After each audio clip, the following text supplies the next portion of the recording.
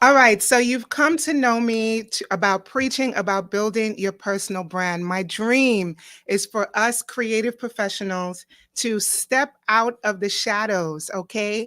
And not just use our gift and our talents, but to let the world know about our passion, our mission, and just be able to connect with us on a personal level. Because in this day and age, our customers want to know about our customers want to know more than just what our gift is. They want to know that they are aligning with the right business owner, right? So, in my experience, I've been able to build my personal brand, position myself as an expert, and guess what?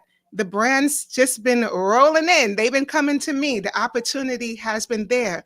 But one thing that I have not been able to figure out is how to automate this system, how to be able to bring these opportunities or bring this revenue or bring these sales online without me having to do the same amount of effort or me having to show up physically to make this happen. That's why I'm so excited to have my guest Mike Felix on here today. He is a digital sales and marketing coach, and he's going to tell us how we can expand our brand so that we can build our revenue online. So, with that being said, welcome, welcome, welcome to the Girl Activate podcast, where we drop inspirational gems that help you to awaken the greatness within. The Girl Activate community is also for the girlies that are not only looking to level up in business, but you're also looking to take your life to the next level. And that's exactly what we're doing here today. So let me go ahead and introduce our guests here today. We are joined by none other than Mike Felix. Mike is the founder of Amplified Organic, a digital growth agency dedicated to empowering coaches, consultants, and creatives in expanding their influence and boosting their revenue.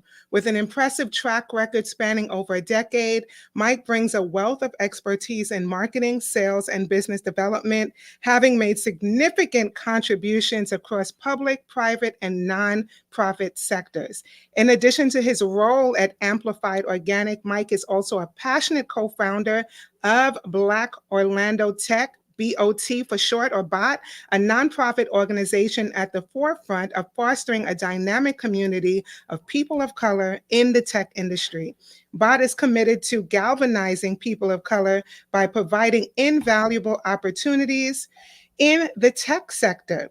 Through thoughtfully crafted programs, BOT offers clarity and curated resources to support people of color in launching tech related ventures or pursuing rewarding careers in technologies. Mike's dedication to bridging the gap and creating pathways for success is evident with his work with BOT, making a lasting impact on the tech landscape.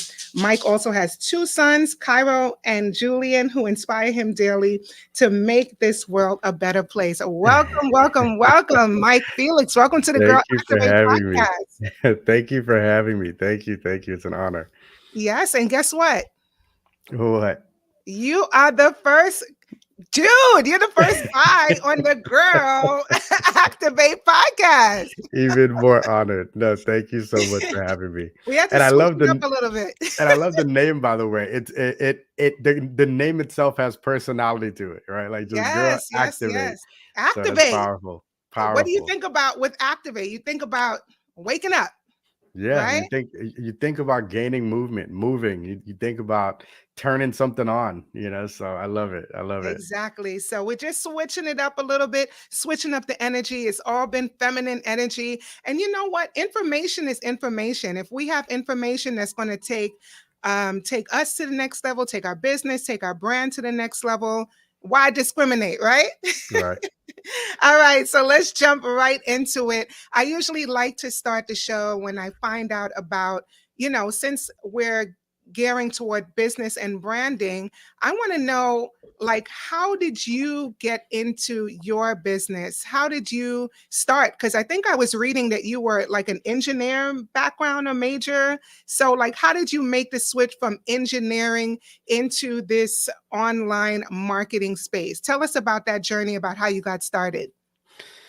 So I think it started before. I kind of fell into engineering. I probably shouldn't have studied it, shouldn't have done it.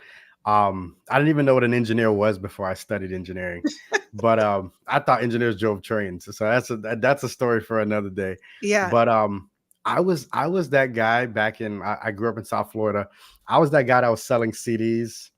I was the guy, and not the legitimate ones. I was the guy that was installing people's car radios. I was the one, fixing people's computers, and I love to work with my hands. And I think just timing wise, I was entering into that space at the right time. So I got into sales because I was actually introduced to network marketing. And so Mm, if you know anything about network marketing, the business model itself kind of makes sense. The way that people treat it comes off a little not the best, thing to be a part of, especially today.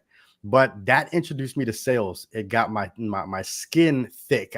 I started to hear no, you're yeah. crazy. Don't ever call me again. And then I tried to filter how I felt getting that rejection. And I kind of leaned into the fact that I knew it had to come. And that's when I learned the law of numbers. Mm, So sales came early. I studied engineering, and then I got back into sales later on when I started to realize how much you can make by building websites. So that's mhm. really what kind of got me into this next phase of my career after my engineering career. Okay.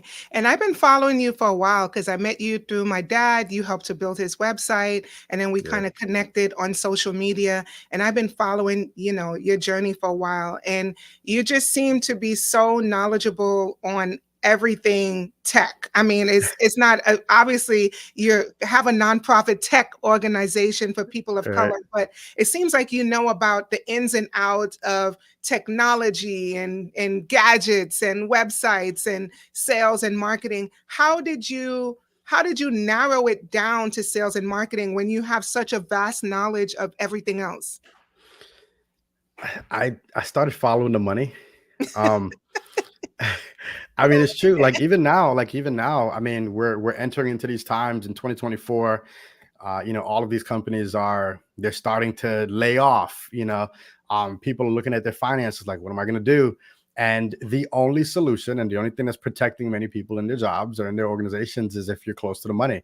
So, when it comes to like me getting into sales, I realized that's the safest place you can be. Like most Mhm. people are scared of sales, Mhm. but sales is the safest place you can technically be, especially with having the access that we have nowadays. So, um, you brought up, me being savvy with all this technology.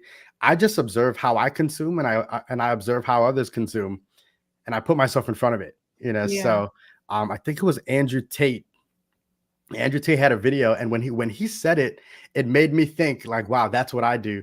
But he said, every time you leave the house, look at how these companies took your money from you.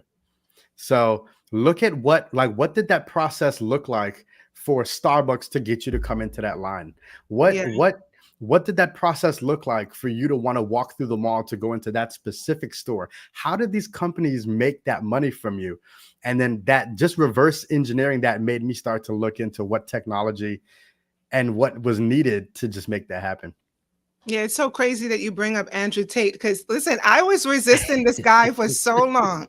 I was resisting this guy for so long. I'm one of those people that I see it trending. I see your name popping up. I see your face, but I just don't want to be involved with the scandal and the gossip. Yeah, But I had to succumb to it because it was a time like the middle of last year or the beginning of last year where yeah. he was just on every and even if I tried to avoid it, every influencer or every podcaster, he was just the topic at that time.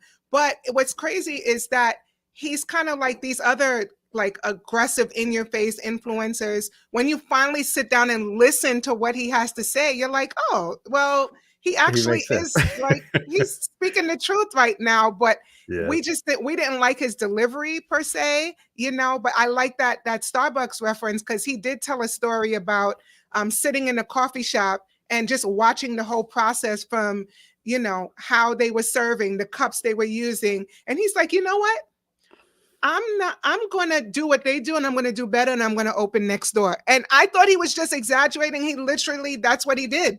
Yeah. That's what he did. So he was able to do that. The other Yeah. thing I learned from him was kind of a concept that I saw in a book. I think the book, I might be misquoting, called The Lean Startup. And I think I went down the Andrew Tate rabbit hole also, like, uh, and his kind of method. I think he has the hustle method or whatever. Yeah. And he's like, listen, just get this thing going with no money, zero Yeah. money. Like, just get it going. Just tell people you have the thing. Then when they ask for the thing, you find a way to Then get them the thing, you know? So anyway, yeah. that's just my experience with Andrew Tate. But I mean, he's if you just like how he mentioned, if you reverse engineer some of the stuff that he does, Yeah. you'll realize why some people are making so much money online. It's Yeah. just it's all arbitrage, and in his case, it's attention arbitrage. He doesn't I even do mean, too much. He just the has what money other goes people where the do. attention goes, right? The money Yeah, is where the attention is, yeah, you yeah, know? But one thing you were just talking about in terms of starting with network marketing, finding out about the rejection, which you got to have a thick skin in business anyway. Um, and having that interest in sales and finding, just following the money trail. How did you turn your sales knowledge into business? Did you go directly into coaching and consulting, or was there a step between that kind of network marketing or corporate career? yeah. How did sales become the job? So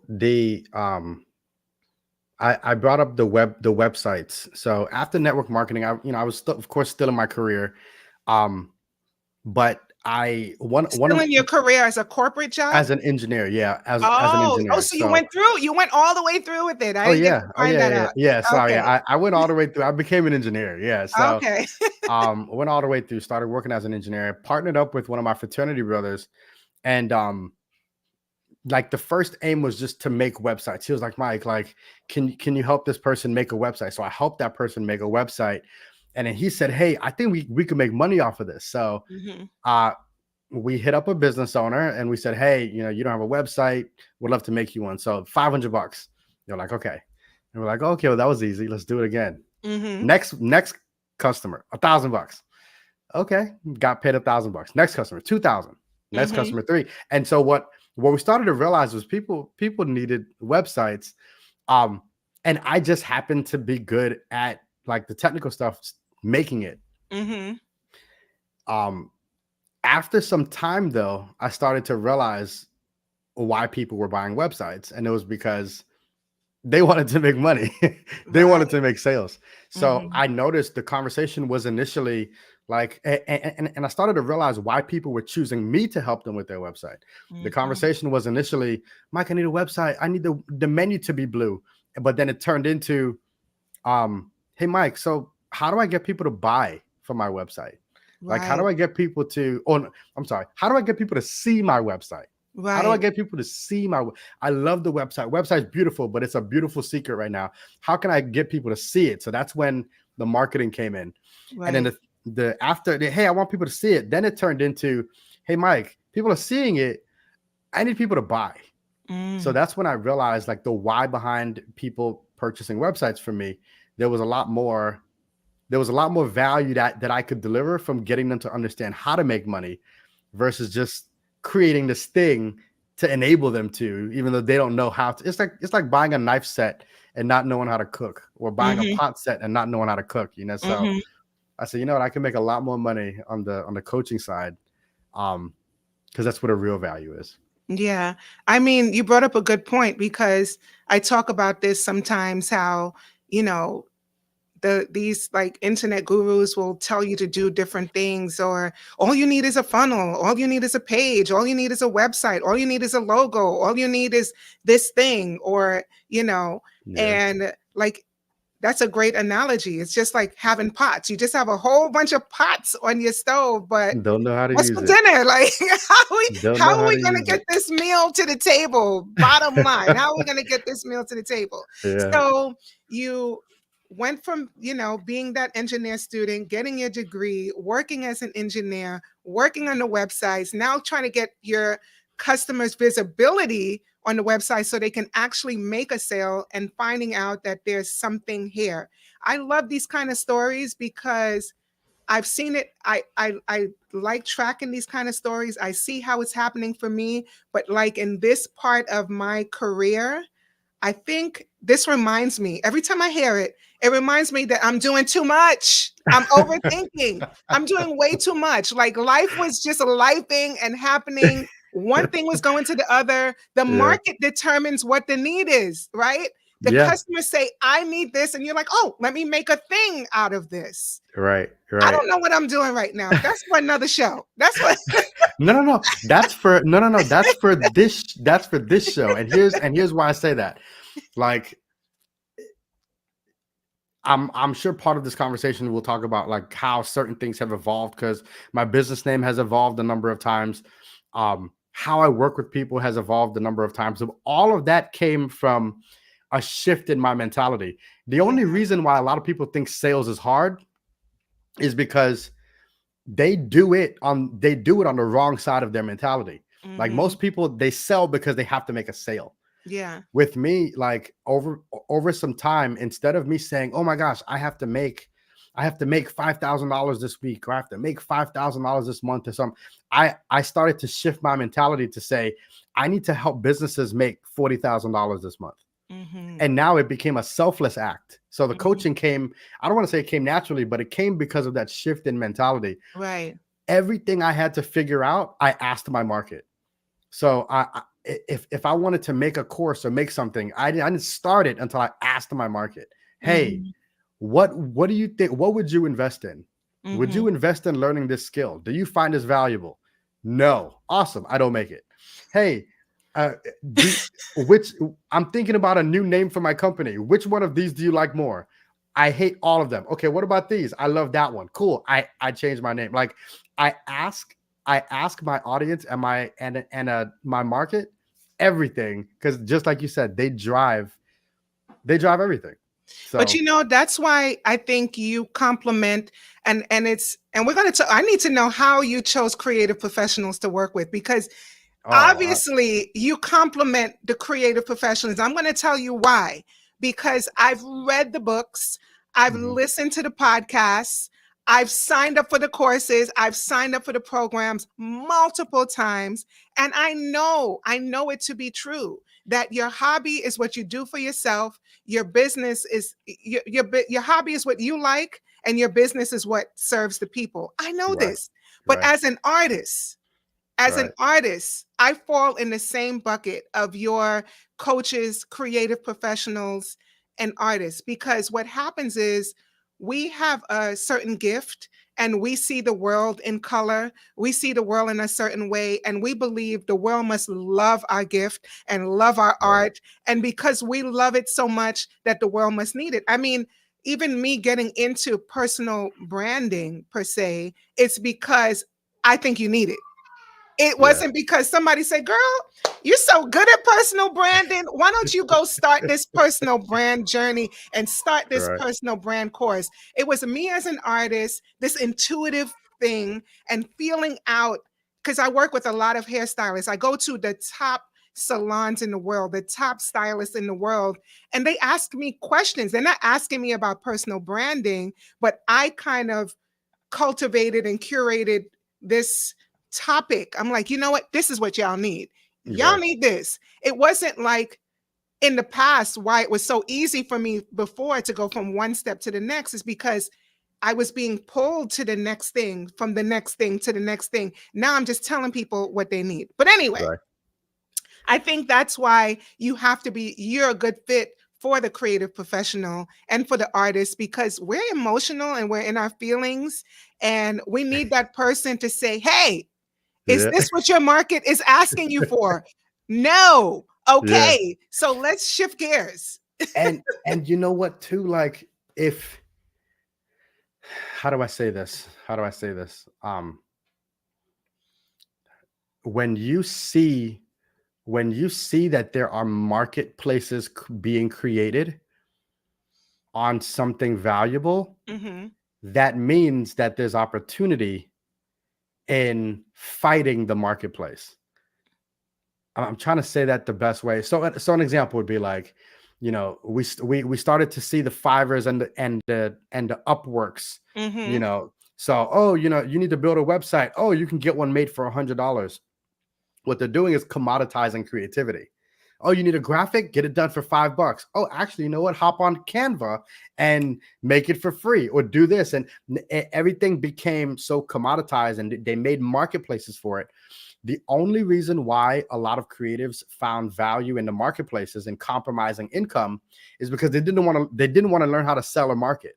Mm-hmm. So, but the ones that said, "Hey, no, I'm not going on those marketplaces," they're the ones that's able to charge two, three, $4,000 for a flyer because they opposed the marketplace and leaned into their ability to market and sell. So that those skills, especially knowing that you're not selling the thing you're even making, Mm-hmm. those skills can provide a tremendous. And so that's and I faced it too. Like, I mean, when I was having conversations even about websites, people would say, "Oh, well, John can make it for half the price," and I'm like, "All right, cool.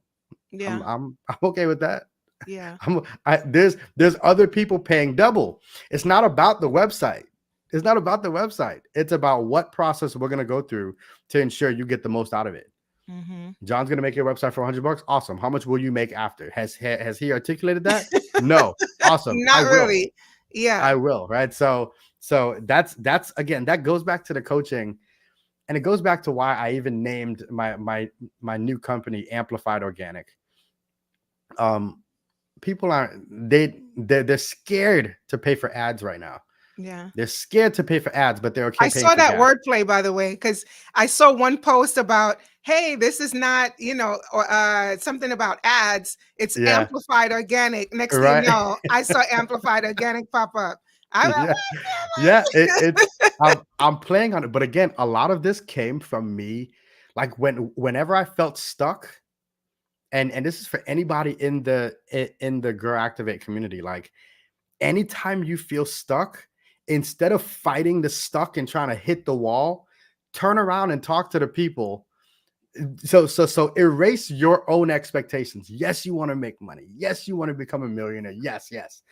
Erase that for a second. Turn away from the wall and just ask people what they ask them questions. Ask them what you think they may need. Form a community around, like, the subject matter that you serve, that you're studying, and just get them to talk to you about these problems. I had a client a little while ago. They were like, "Mike, I really want to redesign my logo, and I'm talking to the graphic artist, tomorrow." And I was like, "Okay, cool. So, what are you gonna make?" And she was like, "Oh, well, I really like this design, and I like this design." And I was Mm-hmm. like, "All right, you want to if you're redesigning it, you have no clients right now, right? Mm-hmm. Here's what I want you to do: get the logo designer to make 4 drafts, 4 different variations. Take that and drop it in a group and ask them which one they like most." She dropped it because her brand was around, I think it was around mothers or parents or something like that, like a mommy brand. She dropped Mm-hmm. it in there and she got like 600 comments. Wow. Guess who started to reach back out to her to ask her about whether or not her little clothing line started?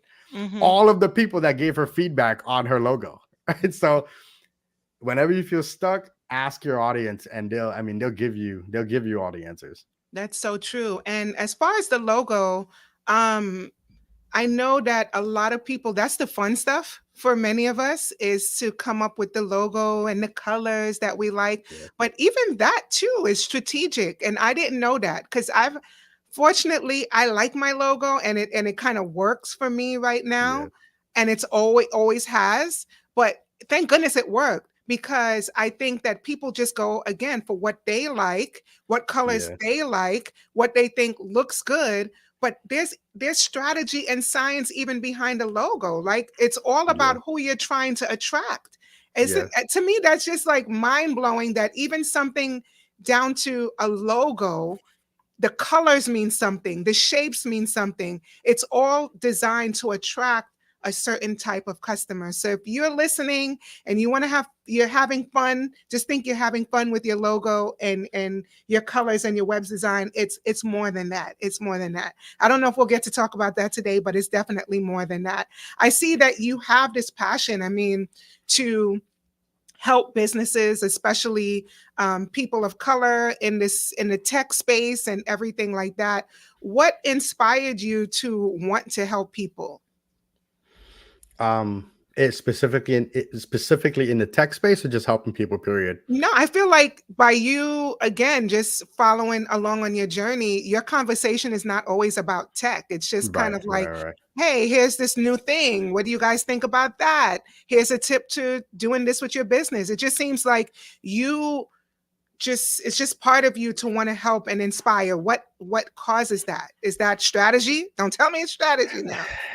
I, it's not strategy, more so. I think it's more so using what I'm gaining, like how they say, when your cup's full, you start pouring stuff out. I think, Right. it's kind of like that. Like, I do have a huge interest in learning new skills and learning different changes and understanding how dots are being connected. And it's a really good feeling. It's a really good feeling when you're able to connect those dots for others, and also reflecting on others who connected the dots for you, so Hmm. um there are plenty of people who I leaned on and who I've asked questions to, that one statement that they made dramatically changed my outlook on something, career wise or business wise. So I mean, even when you think of the word expert, I like to split it into two words, like expert. You just know a Hmm. little bit extra about something pertinent, right? So Mm. because I could be like one or two chapters ahead on something very specific, it gives me the ability to add value to something that someone else is doing. So um it's not always just to be strategic and build a business. A lot Yeah. of it, there's financial capital, there's social capital as well. Right. So like an example, I'm honored to be a part of this podcast, a part of this live. This wouldn't have happened if I wasn't sitting here saying, hey, like, let me just deliver value, all over the place, right? This stuff doesn't happen. I'm on your podcast. I have another podcast on Saturday. He still has to tell me the time, and he blocked off 6 hours of my time on Saturday. I got another part. So I'm being invited because, I think it gives me the ability to share and impact as many people as possible. So I love connecting those dots with people. And that also positions you as an expert. That's one of the things that I teach, like the power of video and people seeing you and hearing Oh your yeah. voice, and you speaking on a topic or even teaching on a topic is one of the fastest ways to really position yourself as an expert. So you're Yeah. definitely an expert in my eyes. So we talked about you going from the website to you coaching people on sales. And to help them to build their influence so that they can build revenue online. What were some of the first steps for you yourself to start to step away from that one-to-one service? Have you yourself been able to just generate this dream passive income? And if so, what were your first steps to do that? So I found my method of generating passive income and building without my time on accident. Ah, So come on. no, well, I'm going to tell you the answer. I'm going to tell you the answer. I'll tell you Yeah, the answer. yeah. So I've always been, not always. Let me stop saying always. Yeah. Since I was in school, I was really good at creating these little groups. Mm-hmm. So in school, I was a part of this group called the National Society of Black Engineers, and I formed this group, and I'll get people to come to these meetings, and then my ability to impact more people grew just because of the group.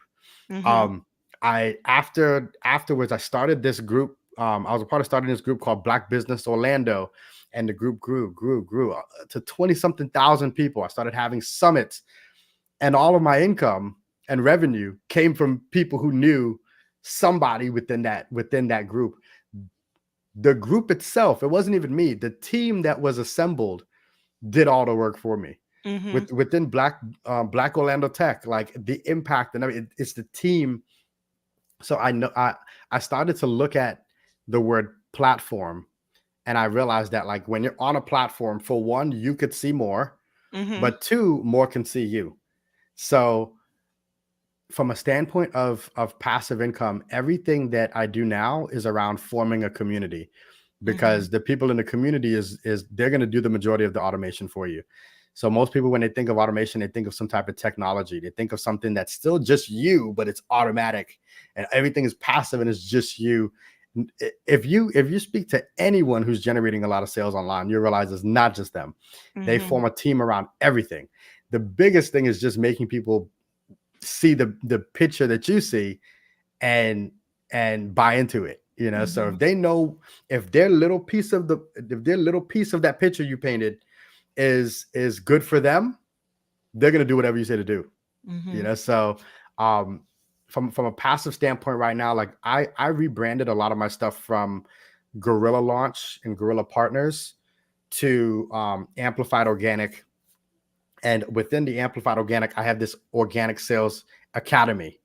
Within the Organic Sales Academy, I'm currently building a number of ambassadors who are going to be responsible for taking everything that I'm working with them on and evangelize, right? Like, Mm-hmm. hey, this is what your piece will look like once this becomes a $4 million business. And Right. now once they're excited about that, they're going to do, because who else is pitching to them to build a multi-million-dollar? Yeah. No one's Not telling in them our that. community, really. Exactly. Unless you're in Exactly. Atlanta. Unless If you in Atlanta, everything is in Atlanta. everybody got a startup. Like, yeah, everybody, Everybody. everybody got a startup. Yeah, hey, like we're pre-revenue. You don't even know what that even means, and you over here pitching Exactly. somebody. All I Yeah. need is this. I need 1 million for 1%. What? Mm-mm. Your business is worth $100 million? Yeah. Wow. So, Mm-mm-mm. but that's I would say on the passive side, there needs to be things that's happening out. And again, that goes to why, again, my new brand is called Amplified Organic, right? Like if you like, let's say I would ask, let me ask, this is when I kind of gauge where people are with regards to their sentiment on certain parts of business. Oh Lord, I'm on the hot seat. If I were to tell you, yeah, you're in the hot seat. Let's say if I were to tell you, Stacy, for every dollar you gave, for every dollar you invested, you made five. How much would you invest? If I told you the max you could invest is $10,000, how much would you give me? I would definitely try to max it out. Right? If I were to say for every $4 you give, you'll make five. Mm-hmm. How much would you give? Well, it will decrease significantly, obviously, because you want the margins to be, greater. Who cares about margins? If we're not even talking business right now, we're talking below business. You Okay. give me $4, I give you five. How many times would you do that? As many as you want, as many as you can. All right. The only reason I bring this up is because passive income comes from even a little bit of margin, right? Like if you were to spend Oh, a I see what thousand you're saying. I dollars, see what you're saying. I see what you're saying. yeah, if you were to spend $500 on ads, but you had some mechanism to generate $1,000, if you were doing that every single month, you're making $500 without doing anything. It's Yeah. passive. I If was on the hot seat, so I thought it was a trick question. no, no, I no, tried. That's why I was I like, let me try to really get smart on this one. no, But no, no, I now do I my best not to understand. throw trick The questions out passive there. income it could be $1 from every customer. It could be a $10 from every Yeah, customer. It's just a numbers game at this point, it like, is just a numbers game. volume or, high volume, low volume, just based on that, whatever that It item is is. just a numbers game. Like Yeah. even with creatives, like I do not. I used to love pursuing big contracts, but then I realized that I had to spend big time on the big contracts. Yes. Now I'm like, look, I would love to make $100 a month from clients. That's more appealing. A thousand clients. That's a $1.2 million business, Yeah. right? So like that's now in my head, I broke that apart, and I'm like, okay, $100, 1,000 clients, paying monthly, like that's a $1.2 million business. If I sit there First month I get 50 clients. Mhm. First month, that's a couple clients or couple customers in this case a Mhm. day. It takes you less than a year to build a $1 million business, right? So um once you start breaking things apart that way, I think it becomes easier to Yeah. realize the fundamentals of creating something that's passive. Yeah. So what I realize is that, again, going back to my kind of origin story, um I I mean, looking back in hindsight, I could see what I did. But if somebody were telling my story now, like somebody were analyzing my story, they would say, "Oh, this is what she did. She positioned herself as an authority. She, Yeah. built community. She did all of these things. She over delivered, and she had a skill. I actually have a skill, and I can get results. I'm a results expert, Right. and I did it very well, and I was able to attract clients. But guess what? I never had to sell a thing. I've never had to sell to get a client in the chair. I've Yeah. never had to sell to book an appointment. I've never had to sell with brands for brand opportunities. I've never had to sell. But now I see that things about your copywriting and SEO, and your website has to be a certain way, and your social media has to be a certain way. So Yeah. now, is that something I need to know, or do I just, because I think this is the frustration, like what I was saying when listening to your story, right? One thing led to the other thing. The market dictated, they led you to another thing. The market dictated and led to the other thing. So you never really had to sell per se. I mean, yes, there's selling involved to get people Yeah. to enroll, but they were asking you for it. You know what I mean? So Yeah. now, is that something that I need to do? Because I'm like driving myself crazy trying to understand the art of storytelling, understand the art of influence, copywriting and SEO, and making sure, like, what is the state of needing that as an, like, for me as an expert, but also the girlies, they're running their little side hustles, or they're doing their business full time. What is the state of, like, what level do we need to be with the selling and copy and SEO at this point in 2024? So, and I'm gonna give a slight long-winded answer because I think it's Yes, needed. please. So so I'm a we went student. I'm a student right now. Okay. I'm we selfishly asking the questions that I need the answer to. we went from like, you know how they talk about eras. We went from the agricultural age to the industrial age. Now Right. then we got into the information age. Right. I think we're getting into the age of commanding.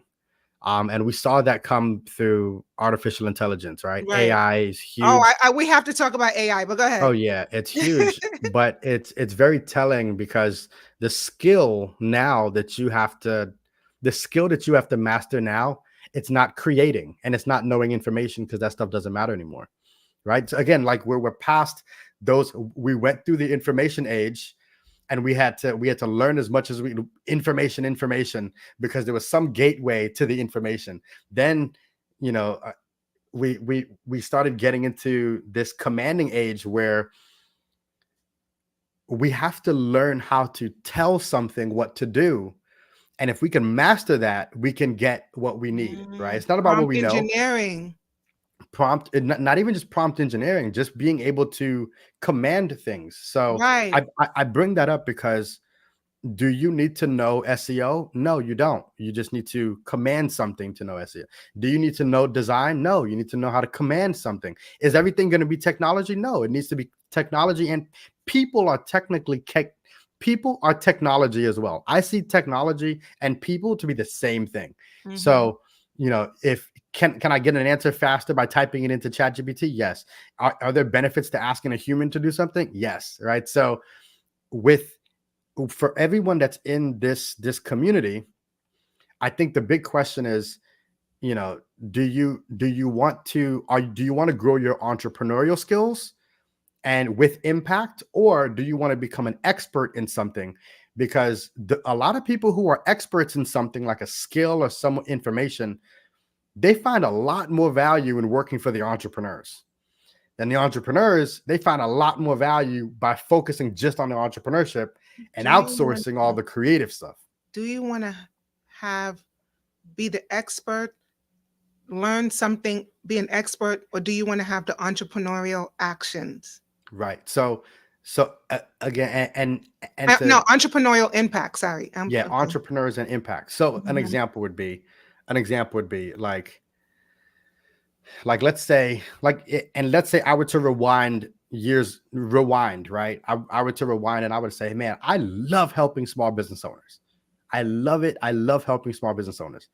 The best thing that I could have done years ago Mhm. was to sit down and on a piece of paper say, okay, how can I make enough? How many clients do I need and how much do I need to get paid to make enough to have a really good web designer, a really good content creator, and a really good graphic artist on staff? How much do I need? Do I need to generate $400,000 a year? Do I need to generate $800,000 a year? And do I need somebody in sales?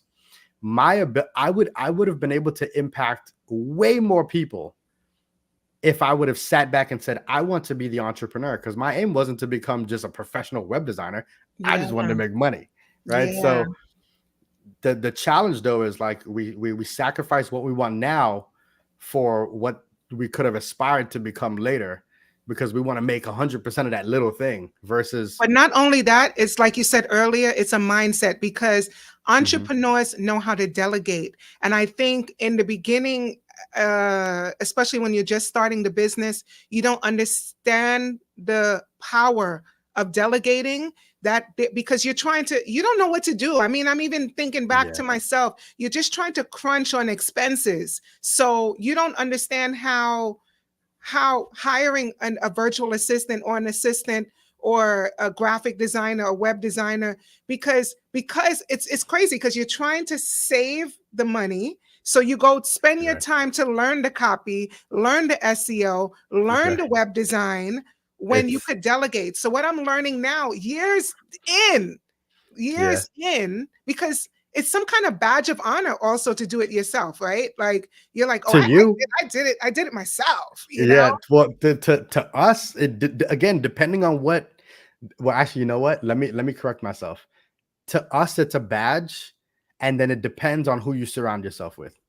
Yeah, Because I that is, oh remember my goodness, that's so true. I I used to brag, and I'm like, oh man, I made $20,000. I made $30,000, and that's what I used to brag about. And now, like No, the that's people I that's hang chump around now, they're change. like, oh, how many employees you got now?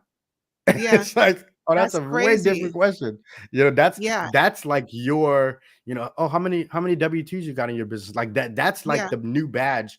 So when you hang around those individuals, conversation is different. you Like it's gotta not about how change the much you made, environment. how much is your business worth? Because Yeah, in our community as well, and this is a discussion I have with a lot of black business owners, people of color. I'm like, hey, like you can't pass down revenue. You right. can't pass down revenue. You can't Mhm, even you can hardly pass down businesses. mhm, It's really the what needs to happen. The only reason why entrepreneurship is appealing is because you can create something out of nothing, make it worth something, and then sell it and get to something. That's the only mhm, reason. Like this year, we're in January, right? I could take a sheet of paper or I could take my cell phone. I can come up with an idea. I could type half of it in Chat GPT. Chat GPT, mhm, write me an outline for a business plan to sell rentals for inflatable bounce houses for kids, but mhm, make it specialized for kids with disabilities. It'll write me out a business plan. I'll then ask it, who do I need to have run it? I'll take the entire business plan and I'll say, okay, I need this amount to make this happen. mhm. I'll find two clients, and all of a sudden I got revenue. Even if I'm in debt, it doesn't matter. Yeah, But as long as I made some you money, cooking with gas. You cooking with I now have a business that's worth something. yes, yes. Who can I find to say, hey, you know what? I like your plan. I like this. I want to buy it. I'll buy your business for $100,000. All right, cool. Yeah. You build it more. Next, I'll buy your business for $500,000.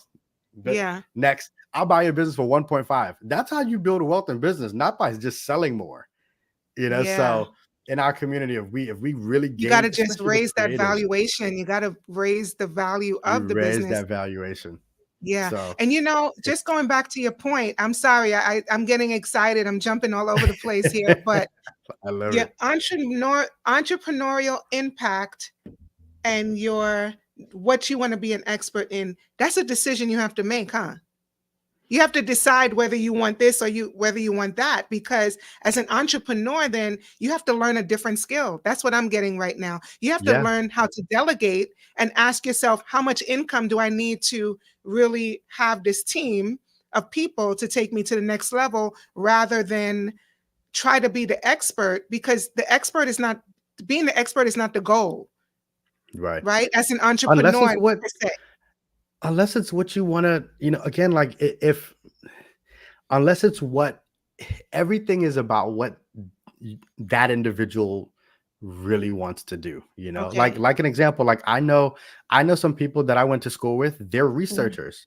They Yeah. love to research, but they Yeah. cannot start their own business because they love to research. So they're Yeah. experts. They're experts in their field, but they have to work for a company where those individuals like doing all of the other The stuff. they visionaries. like they like going out finding the clients. They like Hmm. doing the partnerships. They like focusing on brand. They like focusing on all the market. But then there's others who are like, hey, I want to be really good in business. All right, cool. Like, well, do you want to help people with this creative stuff? Awesome. Learn how to command the creative assets. Yeah. A person who's good at creative stuff, a person who's good at branding and design and websites and content, and people that are good at that, find them.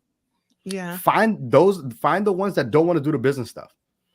But So this culture, this hustle culture, this kind of 6-figure, 7-figure language culture will have everybody feeling like they need to be an entrepreneur and a business owner. I'm going to tell you, I yeah, got sucked into that myself, but somebody's got to be the visionary and run the business, and somebody's got yeah, to be on the support.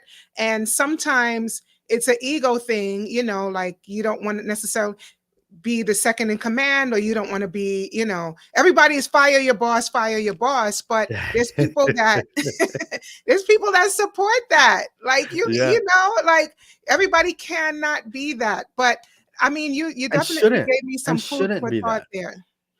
Yeah, and many people shouldn't be that. Like Yeah. it's. Do you know how much?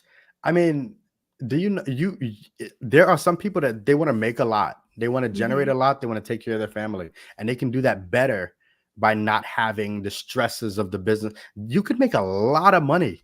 You could make Yeah. a lot of money by not being an entrepreneur. I Yeah. mean, I have plenty of No, I know. plenty of I people in my know. network, plenty. But Yeah. the challenges, and it's really cliche to bring up this book. I hate bringing up this book, but it's a book I got to bring up because it's easiest. The concepts that are in the Rich Dad Poor Dad book by Robert Yeah. Kiyosaki, Yeah.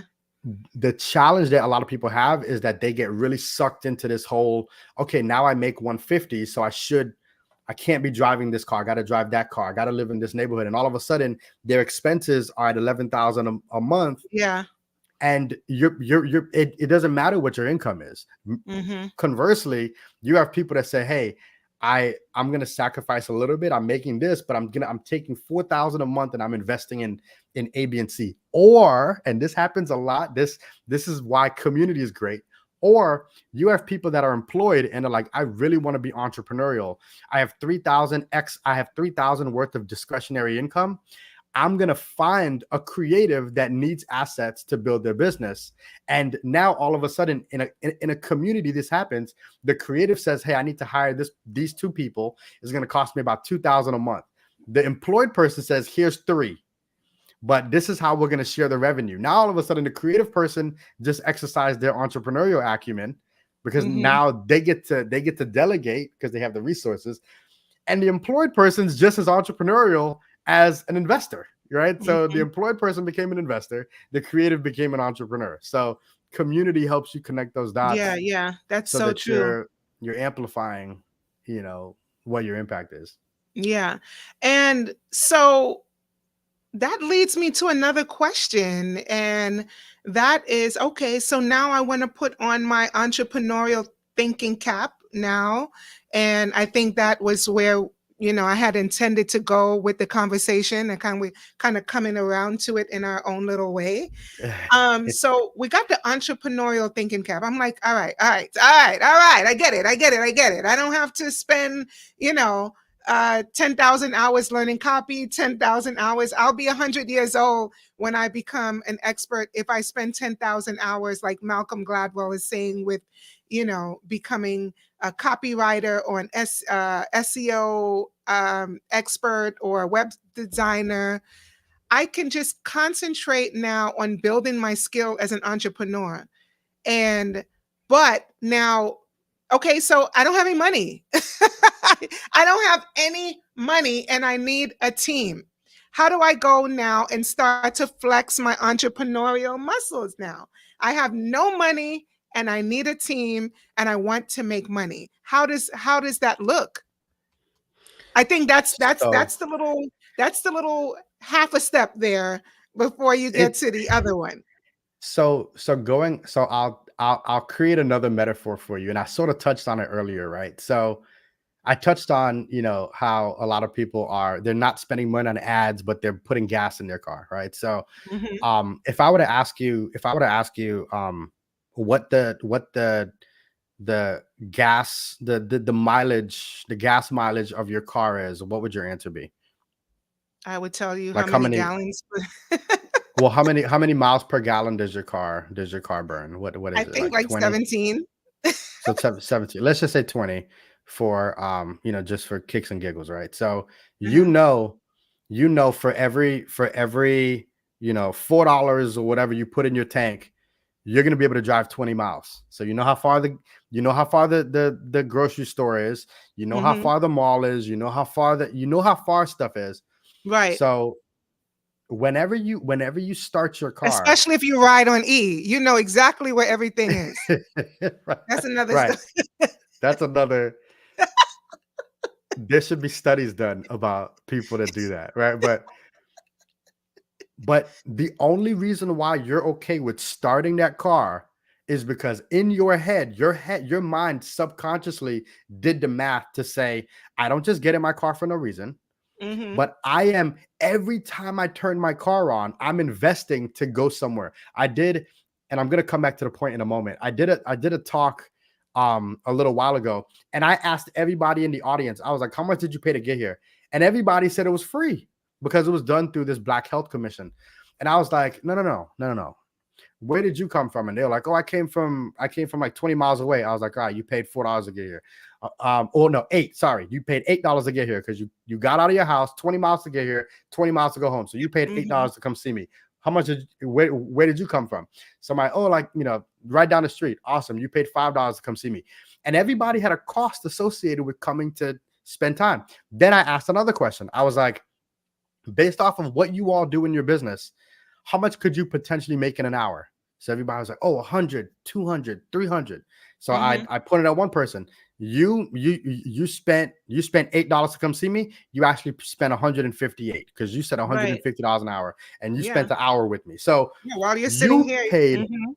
right. So you paid $158 to come watch me speak, and Mhm. connecting those dots is what's necessary to understand how and where to find money, because Mhm. money's everywhere. Money's Mhm. everywhere, right? So if like an example, if you were to come to me and you were to say, hey Mike, I have a plan that has a high likelihood of being able to generate this type of output, whether it's revenue or reach or whatever, and what I need are these three things. What I need are these three things, Mike. I'm looking to find 10 of you. So but I want to provide you with the opportunity first. All of a sudden I have a choice. Now, is my money doing its dance over here, or should I take it and move it over here? Right? Mhm. So I'm bringing this up because you could do that with investors, you could do that with peer groups, you could do that in networks, you could do that with banks and institutions. Of course, banks and institutions have their qualifiers, but the first step as an entrepreneur, before you go looking for money, is to know how far the money is going to go. Yeah. So if somebody wrote you a check for $200,000 right now, what would that do? is that gonna? Do you want to pay your bills with it? Because if so, you ain't getting no money. Woo!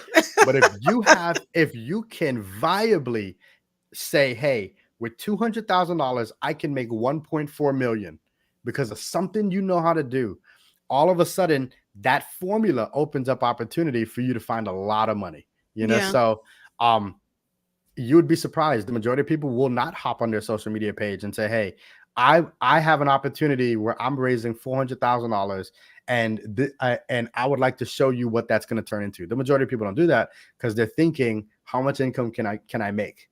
Hmm. So that, I would say, that's the first way.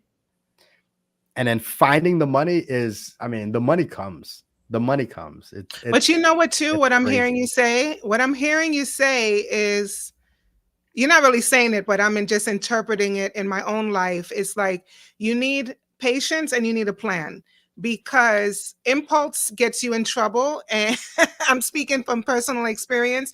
Now, again, this mesmerizing of social media, 6-figure, 7-figure launches and Yeah. coaches. It's very mesmerizing, it's very enticing. But if you really want to step into your entrepreneurial bag, you're going to need patience and a plan. Because let me just tell you what happens to me, because I'm just going to be transparent right now. I'm easily enrollable. I am so enrollable. I disgust myself at times. I'm just like, really? You know what they're doing. You know what they're doing. They're making you emotional so you lose your logic. You know exactly what you're doing. But the FOMO, oh my gosh, the FOMO would be real, okay? But what I'm hearing you say is that if I see, and I'm okay, this is not a real situation, but it could be real for me because I'm so enrollable. So if I see an ad that's saying, hey, um, uh, start a YouTube. Okay, let's just make up an example. Start a Yeah. YouTube channel and get $10,000 a month in passive income. Get my book, get my program, Yeah. and that's that, right? That means that if I enroll in this program, I'm going to make $10,000 a month as soon as, I learn what this person is telling me. But what I'm hearing is, because I don't know if you understand where I'm going with this, right? So it makes you impulsive. It makes you feel like, I'm going to jump on this bandwagon. And then once you get in the program, you realize, I don't know copy. I don't know SEO. I don't know how to build a website. I don't know how to build a sale. I don't know how Right. to do an email funnel. I don't know how to do all the necessary things that you said. Hey, you got to choose if you want to be an expert, or here we go back to square one, or Right. be an entrepreneur that makes an impact, where I need the money to get the team. I end up back in square one, and then you enroll in these courses from FOMO. So, but what I'm Yeah. hearing is that you need patience and you need a plan. Don't get sucked into these things, because if you Yeah. build your entrepreneurial muscle, if you build that muscle, then you could wait a little bit, see what you can do to bring in the income to hire the team to get you to that next step. But that's not Right. how it's being marketed. I'm just going to be honest. So, It's not like that. and I know a lot of people, like when I use the word patience, a lot of people tune out. They're like, patience, Mike, you Yeah. could go, you could go somewhere No, else it with isn't. that. It isn't. It's Because not. It's not. I It's not. It's saw, not. Yeah. I saw an ad that said I could make $40,000 today. So Yeah. but here's the thing, right? Here's the thing. Patience with a Again, plan. this is that whole entrepreneurial thing, right? Um, can you make $40,000 this month? Yes. Yes. Can you, Stacy? Yes. Mhm. The challenge is what it costs, right? So Mhm. so can you make $40,000? Yes. You need to spend 36,000 to make 40. Mhm. As long as that answer is yes, you're gonna make the 40, right? Mhm. That's, I think that's the biggest thing. Uh, People who aren't entrepreneurial, they think about the cost of things. People who are, they think about what's on the other side of the cost. If Right. if if I really want to make 40,000 this month, I shouldn't be thinking like, well, what do I have to do? No, how Mhm. much does it cost? If it costs, like if I were to ask you, would you, Mhm. if I were to say, hey, if you could make $50,000 this month, if you find $45,000, right? In your mind, you're sitting here, I will, what do I have to, is it worth me making that extra 5,000? And your mind's going to go through this formula and you're going to say, well, maybe not. But if it's 20,000, you might say, you know what? I will make $30,000 if I find 20,000. You know what you're going to do? You're going to pick up the phone. You're going to go on social media. You're going to find $20,000. If you get five people to give you four grand for you to make the 50, you come back and tell them the next month, hey, I'll give you $4,500 if you give me 4 grand right now. Right now, all of a sudden, your mind's thinking, I'm finding 5 investors. That formula running in your mind all the time is what starts to change. It starts to change your DNA a little bit about how you see business and time and stuff like that, you know? So, and that's one of the reasons why I love the profession of coaching and consulting, because I get to hear it every day. So every day, you know, the first question, hey, you know, talk to me a little bit about some of the walls you've been hitting, and they tell me. And then I get to, I hear some of the walls, and then I keep asking some questions, and they say, well, you know what? Wow, you asked, I do know all of the answers. I do know what I have to do. And next call, talk to me about the walls, different walls. Oh my gosh, I do know what I have to do. And then the third person, you're sitting here saying, oh yeah, I just spoke to someone last week that said that they had those same challenges, and this is what they came to this is the observation they made. And then, oh my gosh, you're an expert. They made the observation.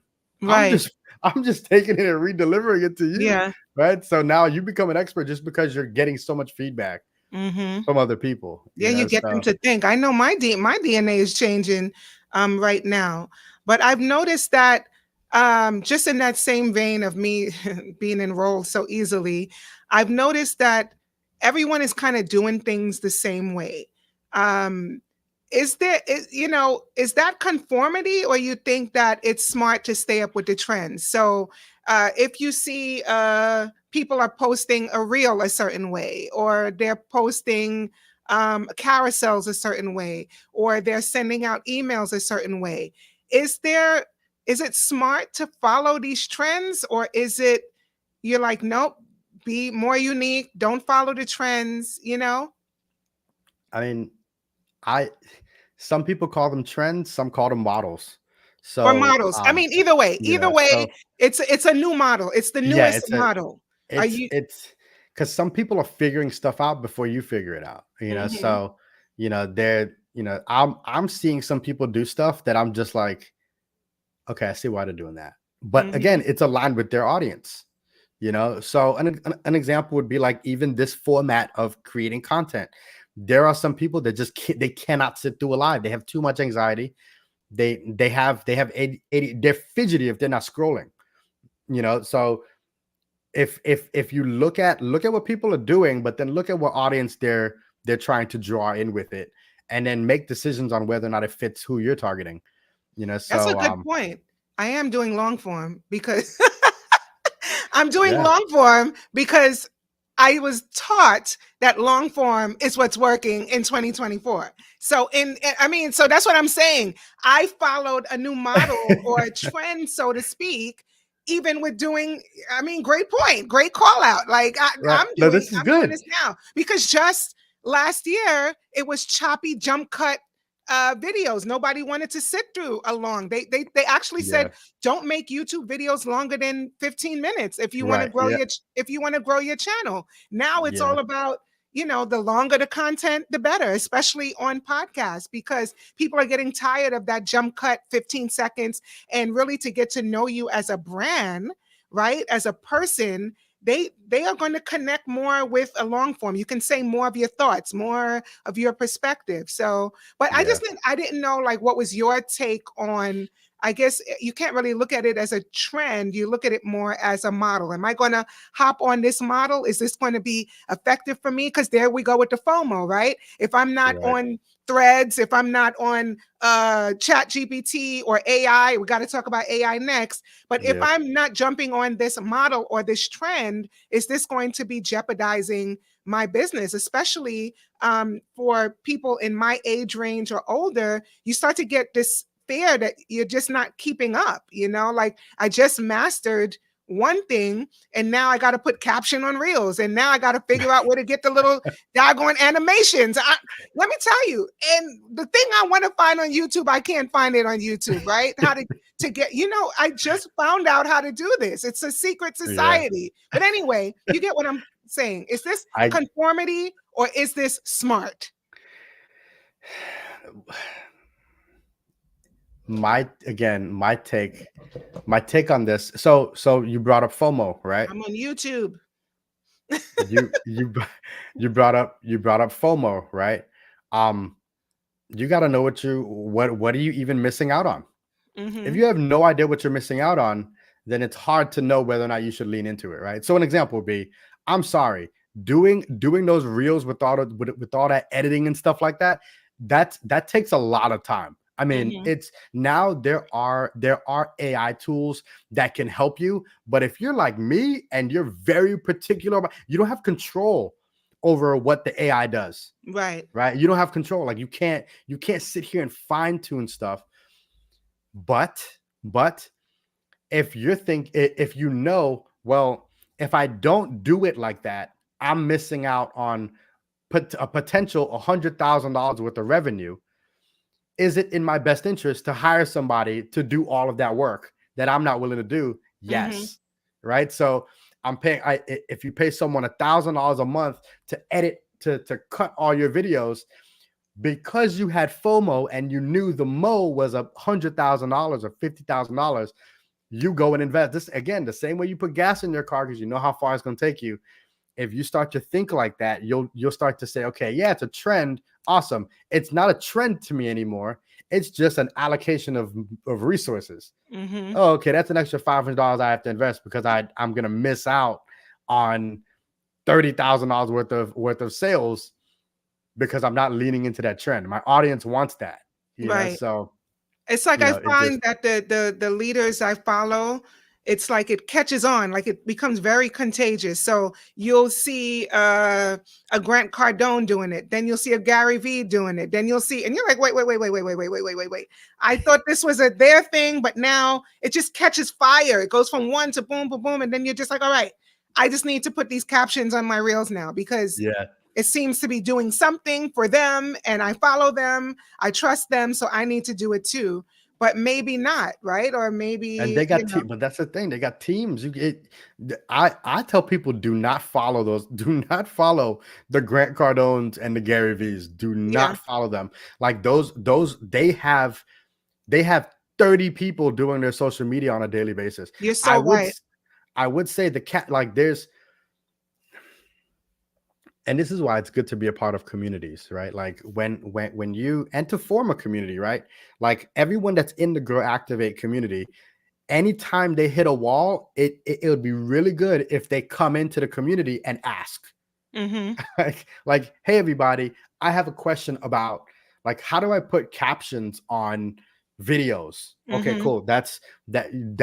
Download, if you like these type of captions, download the captions app. It's $9.99 a month. Now all of a Mm-hmm. sudden all their videos can have captions, and if they have FOMO, that can open up whatever they thought they were missing out on. I Yeah. had somebody hit me up 2 weeks ago.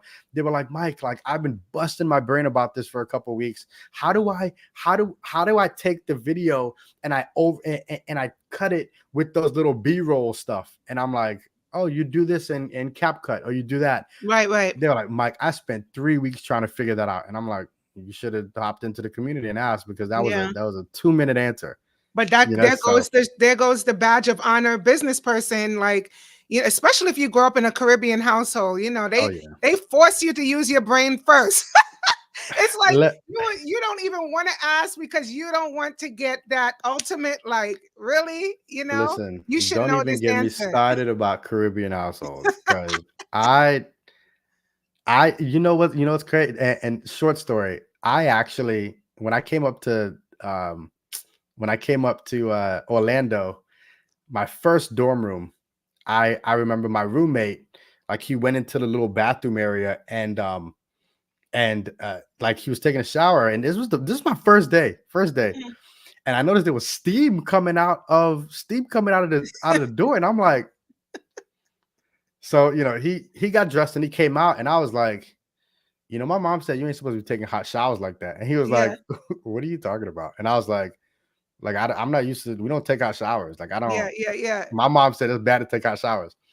I go home and I'm like, is there a reason why we don't take hot showers? Like we couldn't take hot showers. Right. My dad wanted to fix the water heater himself. Yes. He didn't want to pay to get the water heater fixed. So I'm over here thinking I gotta be taking cold showers because my dad No, wanted to do that himself. No, we need to get out there and get other people to do things. That's how that's you right. And create flex leverage, that so entrepreneurial muscle.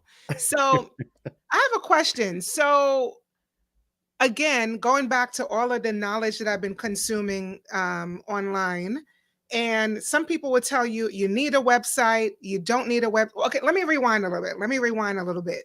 So, part of my course, I just launched a course called Activate Your Brand, and it's all about love it. helping creative professionals to um, leverage their personal brand so that they can start attracting brand opportunities or maybe higher paying clients. But they are struggling with their online presence, right? And you have uh, experience in building websites and experience with the online space.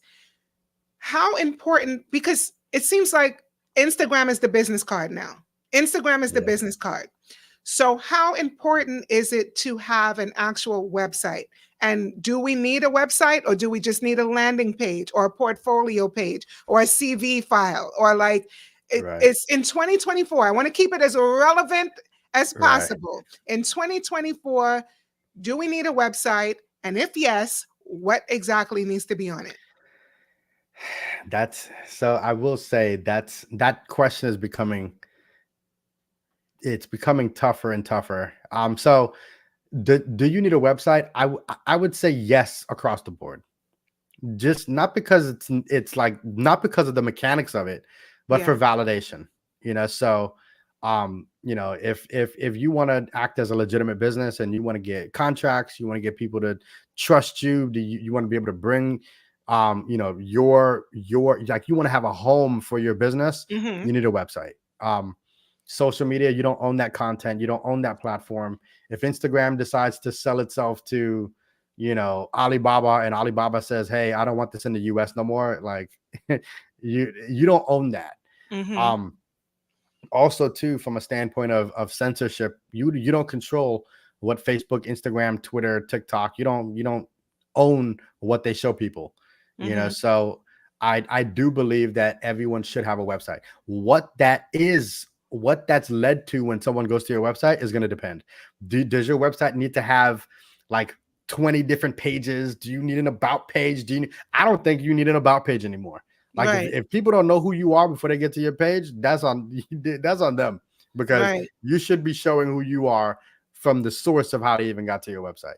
Um, but there are certain things that websites can do that the social media platforms can't, right? So Mhm. you Well, in generating terms also of like we were saying, building your influence so you can grow your revenue. So right. is it enough to have your influence just on social media, or do you also need your influence on a website? Because I guess people are not just going to land on your website out of nowhere. They have No, to, yeah, they're not. you know, they have Yeah, to find you from the source. yeah, So yeah. So yeah, no, that's your influence is going to come from the source or where people are getting your attention, or where you're getting their attention. So if you're getting their attention on social media, the aim is to drive them to do something. mhm, You influence by pulling them somewhere. So it's not just having them think a certain way through the content they're consuming on social media. It's by driving them somewhere for them to do something more. So if your website has the ability to facilitate courses, for them to consume videos in a certain way, your website may have the ability for them to submit their information, take a survey, look up other relevant information, look up a database. Like your website should have some other capabilities to move them through that journey that you want them to go through. mhm. But I will say, more and more websites nowadays, it's just about capturing information. So so the majority of my pages, it's I'm trying to get their email address. There's something on Mhm. the other side of that site that you desire. I'm getting their email address. And then they get access to everything else. I'm not Mhm. putting a big menu. No one putting big menus or anything like that. Yeah. Nowadays, you So you want to get you people to do something. personally, if you find somebody on social media that's selling a course or a new gadget, what's your first action? Are you going to their website? What if you go to their link and it's a checkout page? Are you irritated by that? I'm not always Oh irritated. my I'm not always gosh. irritated by I block people that oh gosh, and especially the ones that, and you know what? This is why social media has this, because you can't tell yet. I mean, now you can now, but like I can quickly tell whether or not someone's really generating revenue online, Mhm. based off of what they get me to do. So, if you're driving me straight to a checkout page that's anything over $100, and you don't have a significant amount of validation on your page, um, I get aggravated by that, because that's not how people buy. Well, You know, you that's what I want to know. You know what I'm saying? So that goes back to the question of the website, because if I click on something like a cosmetic or a gadget or a course, some people may want to now go research, but maybe they'll just right. Google. Maybe they don't necessarily need the website. But so what would that next step be? Well, I don't something has to collect, like what's going to collect their money, know. The right? checkout page. Well, that's going to be part of your website. A checkout page is going to be part of your website. If you got to buy a course or something, that's going to be a Hmm. part of your web. Some people have their WordPress websites, their Squarespaces. They have built out websites. Other people, their websites are hosted on a platform. Like a lot of my clients, their entire website is Kajabi, or Yeah, it's Podia, or it's Thinkific. You go to Thinkific and you see, like, that's your website. So what yeah. do people do? They opt in, they buy a course, so your website doesn't need to be something you fully build. It could be them being led to a platform to get them to that next step. So if That's so someone's going crazy. to a checkout page, that's a website. So Yeah. That was actually the next question that I was going to ask you, because I had this experience maybe about 3 years ago. I feel like it was 3 years ago. I tried to flex my entrepreneurial muscle. I got tired of building that darn website. And I said, you know what? I see this person advertising their services and they're Black owned, and yeah. but I had a Wix site and they were a WordPress person, and I felt kind of bullied in a way to get this WordPress site. So we had a big different, like we had a conflict of interest there, and it didn't serve our business relationship very well. But Yeah. after it didn't work out, it wasn't like nasty or anything, but I was just so stubborn. I wanted to keep my Wix site. I'm just like, you don't know what you're missing. Wix is amazing. And he's like, well, you hired me. I'm the expert. And I'm telling you, WordPress is this is where people like you who are experts, what they do. But fast forward 3 years later, I see big companies using Squarespace and Wix to build their website, and I just love the ease of use of it. So is there still the Mac Daddy, granddaddy of hosting platforms, or now does it even matter? Because WordPress, if your site wasn't on WordPress, you were just playing, you were out here playing, okay? Yeah. I So mean, is there that hierarchical uh place of where WordPress is now compared to all the other sites? honestly, it doesn't matter at this point. It really doesn't. It doesn't matter. I know See? people that Thank have. you. I I know waited it people that out. I have waited it out significant. and I They have won. they got significant. Now again, it depends on what you're, because I've seen people with horrible WordPress sites, and I've seen people with amazing Wix sites, and I've seen people with horrible Wix sites and great looking WordPress sites. One thing I am a favor of with WordPress is your ability to own the site. Mm-hmm. So, like I've had clients where, they sold their business and we were able to package up their website and then give it to the new business owner, Oh, you right? can't do that with Wix and Squarespace? No, Wix and Squarespace, everything is on, like you can't package up a Wix site and put it on another server. A WordPress site, you can, like, it has files and it has a database, so you can pack it up.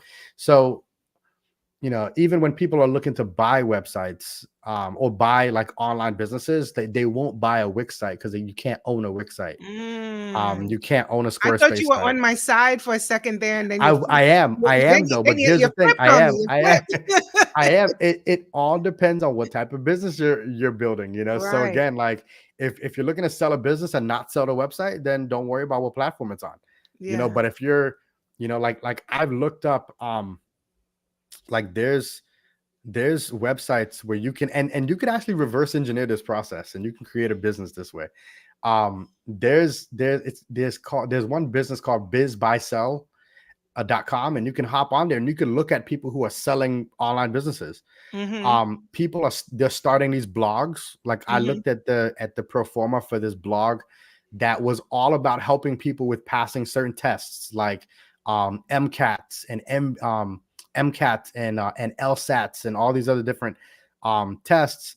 And what it does, like, they were making all these posts, getting a ton of traffic to the website, and they were making money through affiliates for people who are coaching people on passing those tests. So they wanted to sell the business, so they were able to package up the WordPress site and sell the business for $500,000. Hmm. If it was on Wix, they would not be able to sell it. If they were on Squarespace, they wouldn't be able to sell it. So because you can't own those sites, but you could own a WordPress site. So it's just different businesses. I mean, I don't think you could have a WordPress site and do amazing. Well, you know what I'm gonna do is I'm going to work on my plan and my patience and say, okay, how much is this really? Because at the time, um, he was charging like 3,000 and I was just like, oh, baby, that's not even in my budget right now. But I see Yeah. that that's a going rate anyway, but it just wasn't in my budget. And I was loving it because I loved the drag and drop and the plug and play and Well, it's fun for me and it still is and everything is just right there. And I feel like I've mastered the platform. It may not yeah. look 100%, but it's getting the job done. And nobody's Okay. going there unless I tell them to go there anyway, right? Right. So, You gotta have that traffic. I think we got a question on YouTube. I think oh, how somebody do you see asked. that? Oh, wait. I'm losing out here now. Um, okay, so what's the most effective way I can grow my YouTube channel? Yeah, and I see some other comments. But let me hold off on that comment just for a Yeah, second. I just want to get through our thing. But whoever yeah, asked that question, we are here for you. We're rocking with you. We see you. yeah. Give me a couple minutes. Let me get through my little thing, okay? All right. So now let's jump into. I feel like I was going to say let's jump into the meat and potatoes, but I think it's been meat and potatoes the whole time. You feel me? All right. So, um, I told people it was all about increasing their sales and income online. So Yeah. let's talk about increasing your sales and income online. How do you get your audience to buy from you? So, I mean, I hate saying it depends, but it does. So online, we're in the best time to get people to buy from you because you can freely create content, put stuff out there. There's been studies done that show that someone needs to engage with you for, I think, on average 7 hours before they trust you. I heard 7 S- touch points, but 7 hours, the number 7, Yeah, consistent. there's 7 touch points, 7 hours. There's a number of studies, but the point is, if they're seeing you over and over again, then certain things that you say is validated in that consistency. So if you're looking to sell someone something that has a relatively high commitment, then that trust needs to be high. If you're Mhm. selling something that has a relatively low commitment, then the trust doesn't have to be as high, so your process can be slightly different. It's Mhm. really up to you as the entrepreneur and the business owner to kind of move people through that journey. The first thing, if you want to sell people online, is to own them as a lead, right? So someone comes across some piece of content of yours, all of your content should drive them to understand how you think, right? So they come across your content and you're like, hey, if you want more information about A, B, and C, drop your email address, your contact information, so you can get access to AB. Once they give you their information, they've shown you that they have interest in your stuff. It's way too easy for someone to just like something. That's Mhm. the reason why they configured, like if you hop on Facebook, there's a reason why those UI UX designers, there's a reason why they made it so that you have to hold the button to scroll over to the love or to scroll over to the like. It's graded, your relevance is graded based off of how much energy was taken to engage with that post. So if to love something took you more energy than just to like it. So the Mhm. reason I bring that up is because when you look at who's commenting, who's engaging, who's liking, who's loving, those are individuals who's showing that, hey, you know what, I'm a little bit closer to you. So if you offer me something, I may not buy it now, but I may buy it if you offer it to me 4 more times. Mhm. They're going to do something. All right, now I'm closer. I may buy it if you offer it to me 2 more times. If I see it Mhm. 2 more times, I'm probably going to buy it.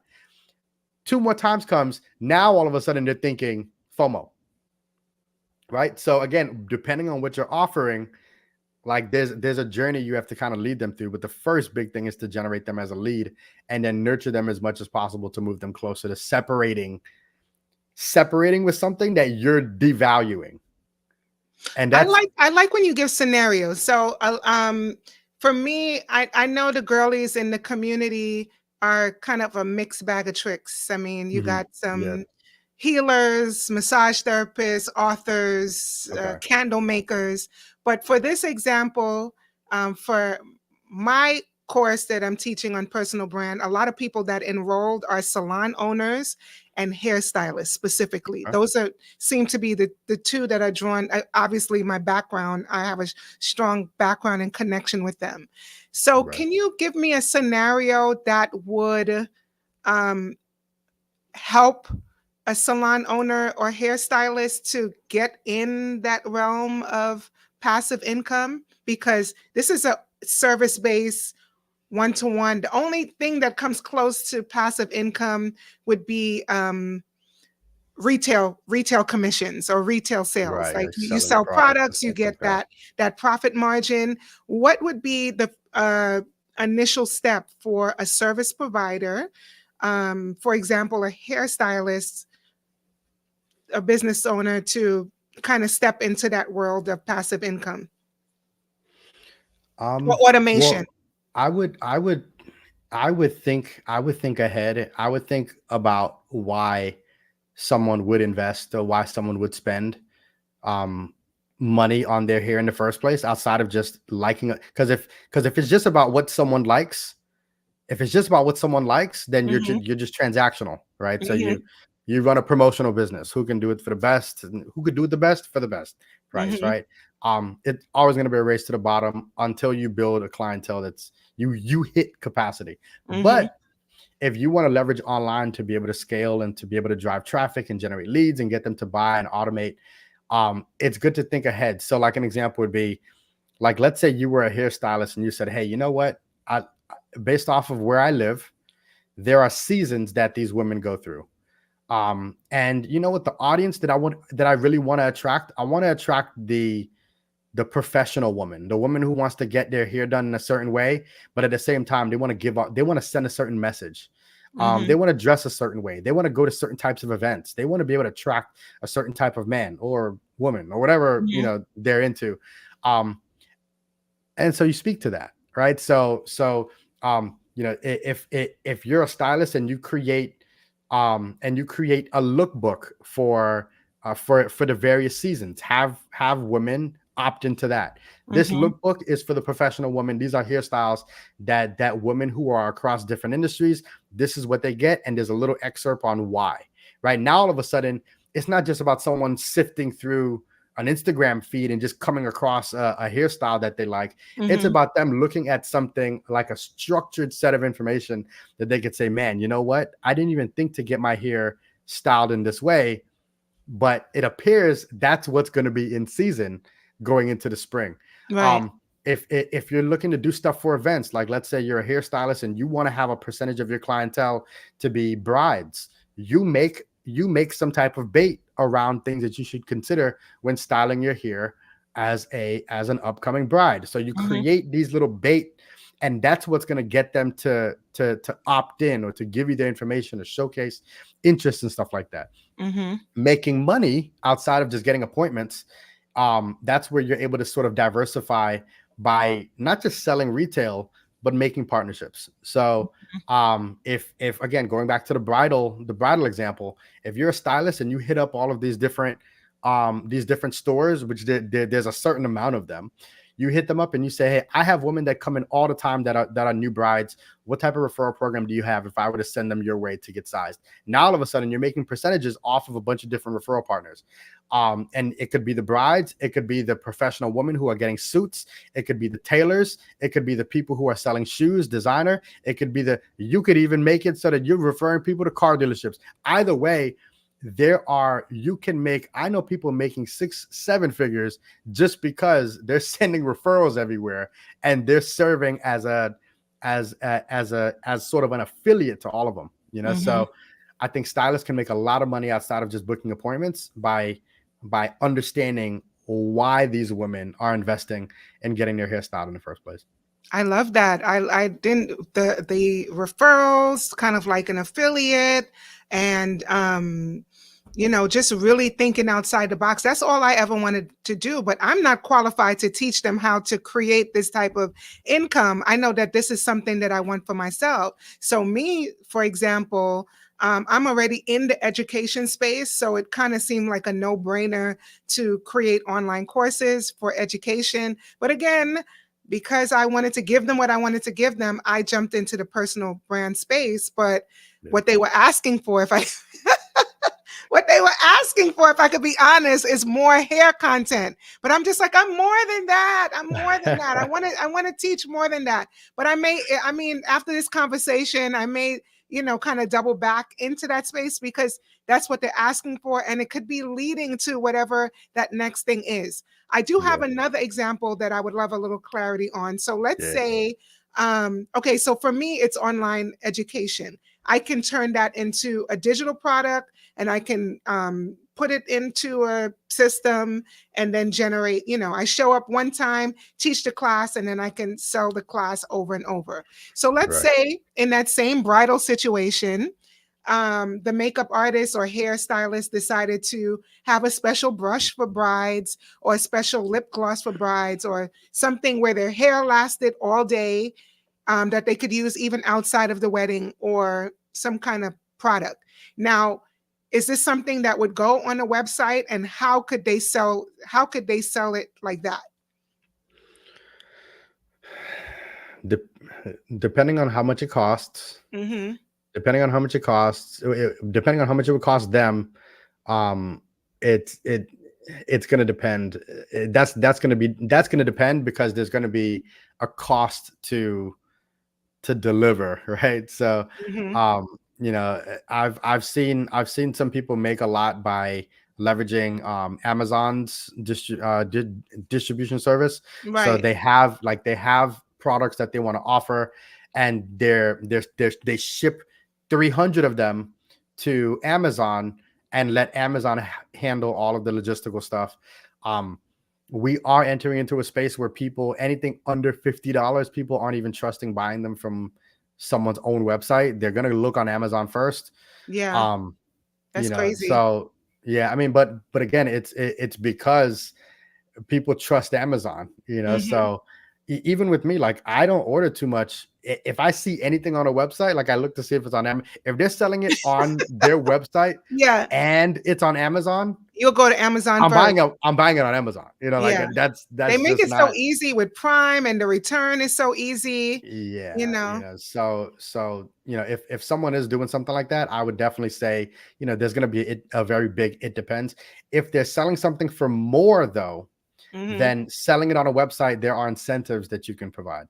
Okay. So you lead them to you lead them to the offering, and then you provide them with some type of incentive, on the website. I even know some people that they offer it on Amazon, and they offer it on their website, but there's certain incentives that they get from purchasing it from the website. So like let's say you're selling, like, I'll just change the industry for a second. Let's say you're selling something in fitness, like it's a push-up bar, right? Right. The push-up bar on Amazon is $30. Mm-hmm. The push-up bar on the website is also $30, but you'll also get a 30-day meal plan. You'll also get a 30-day Right. workout workbook, and Mm-hmm. you'll also get, entered into a challenge to Right. potentially win $5,000. Mm-hmm. Well, I'm still spending the same 30, but I'm getting a lot more over here. So you don't go against Amazon's, because Amazon has some stuff where they'll cut you off for Oh, no I didn't reason. know that. Yeah, like you can't bait Amazon just to build your brand. Right. So like you can't offer something on Amazon and offer it on your website if there's a discrepancy, too much of a discrepancy in the price, because they think that you're baiting their marketplace Right. Of to be able course. to build your brand. So Yeah. there's certain things that just to you can offer other things, but still the core offering is relatively the same. Yeah. Well, let's take a quick step back really quickly, because I'm just like trying to get, I always do stuff like that too, because I really want to, I see my audience and my community on the next level, like where I want to be. But some Yeah. people are just getting started. They're like, what? Passive income, baby? I can't even get a customer in the door. So let's just scale back. My conscience is getting to me now. Let's just scale back a little bit to the hairstylist, the business owner, the service provider, the creative professional that just wants to use online to get people in their chair.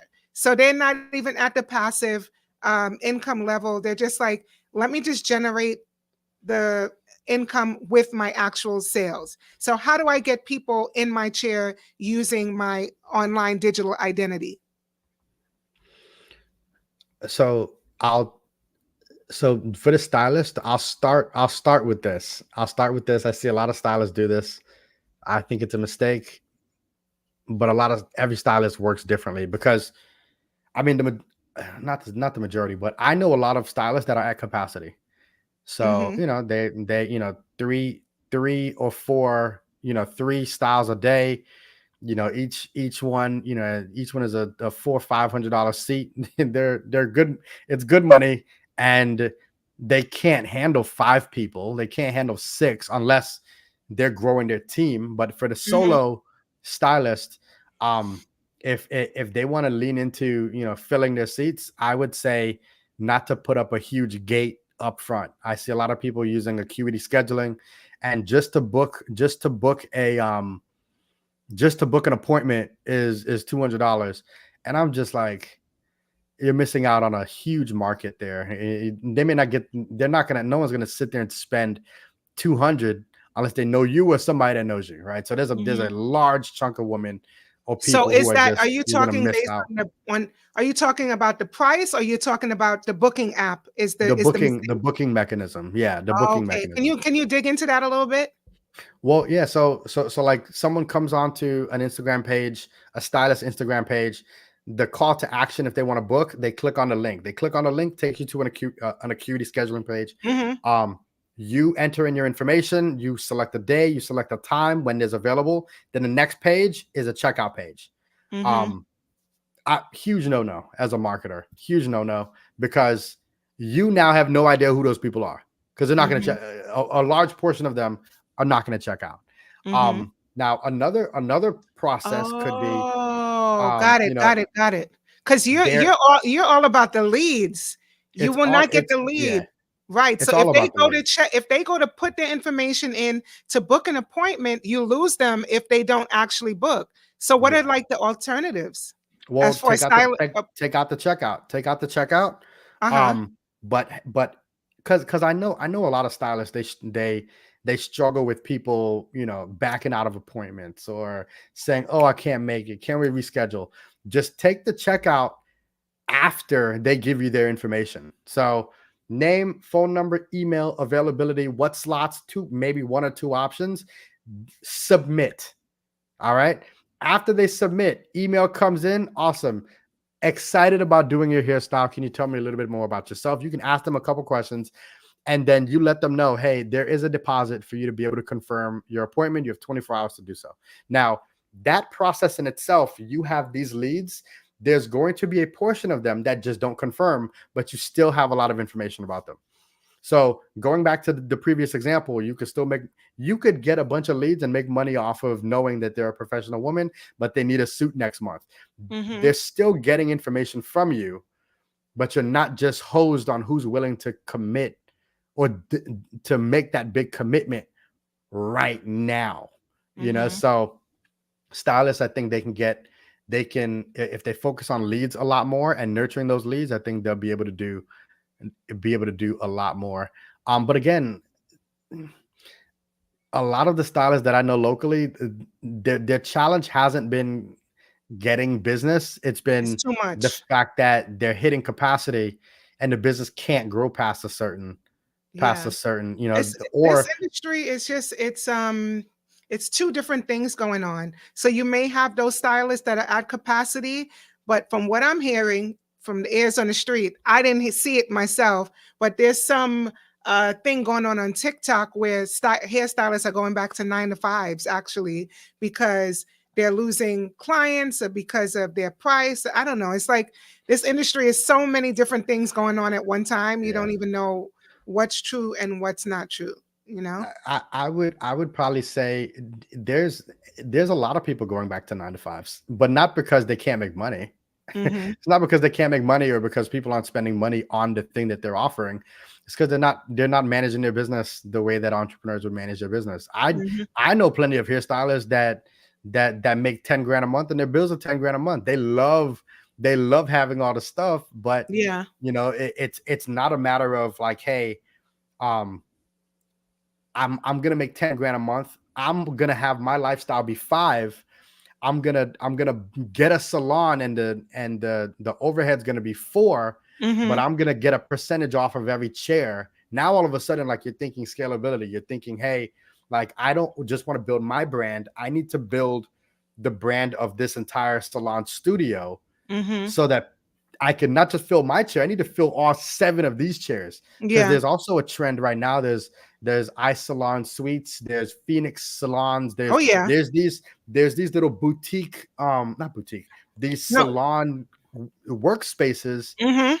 where you're able to rent, and that trend has been increasing, especially post COVID. Yeah. Commitments are lower, but at the same time, again, like, you have to make sure that you're optimizing that investment, so Mhm. I mean, there's plenty of entrepreneurs going back to 9 to 5. It's not because of the bad. It's not because it's a bad business. It's just Yeah. because people get burnt out, lifestyle changes. You know, um, Yeah. you know, So what do it, you there's a think lot of reasons. about in that same kind of vein, what do you think about niching down? So I have some hairstylists and business owners that are just like they want to know how to get more traffic to their website, how to get more traffic to their social media pages. And then I go to their page and I see that they're, first of all, they're not posting consistently, and their messaging is not clear. I don't know if you're doing Botox, hair extensions, hair color, haircut. What do you think about niching down? Is that still a thing now with social media, or you can, because I know Yeah, with your personal brand, it's a niche in of itself because it's you and your own passions and your own interests. But as far as the business side of it, when you present your craft or your skill online, you think there's still power, like riches in the niches kind of thing? yeah. I think even more so now, now more than ever, you really got to set yourself apart. Um, You really got to set yourself apart. Like an example, like, I know a photographer that stopped calling himself a photographer, and his business increased. Right, so So what is everybody's it? a photographer. What is He's it an called? expression coach.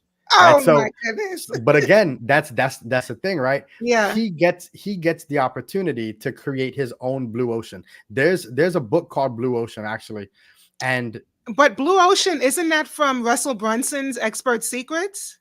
Well, he references Blue Ocean, but there's an entire book on the Did they get concept it of from Blue him or the Ocean. book? He They got got it it from the from the book. book. Yeah, Russell got it from the Blue Ocean book. Um, Oh, look but at the that. concept in itself, when you think of a red ocean, there's already sharks there. People are feeding in that red part of the ocean, but then in the blue ocean, no one's feeding yet. Hmm. So like an example, like if I hopped on social media right now and called myself a marketer, everybody, oh, my cousin Boo Boo's a marketer. You just like my cousin Boo Boo.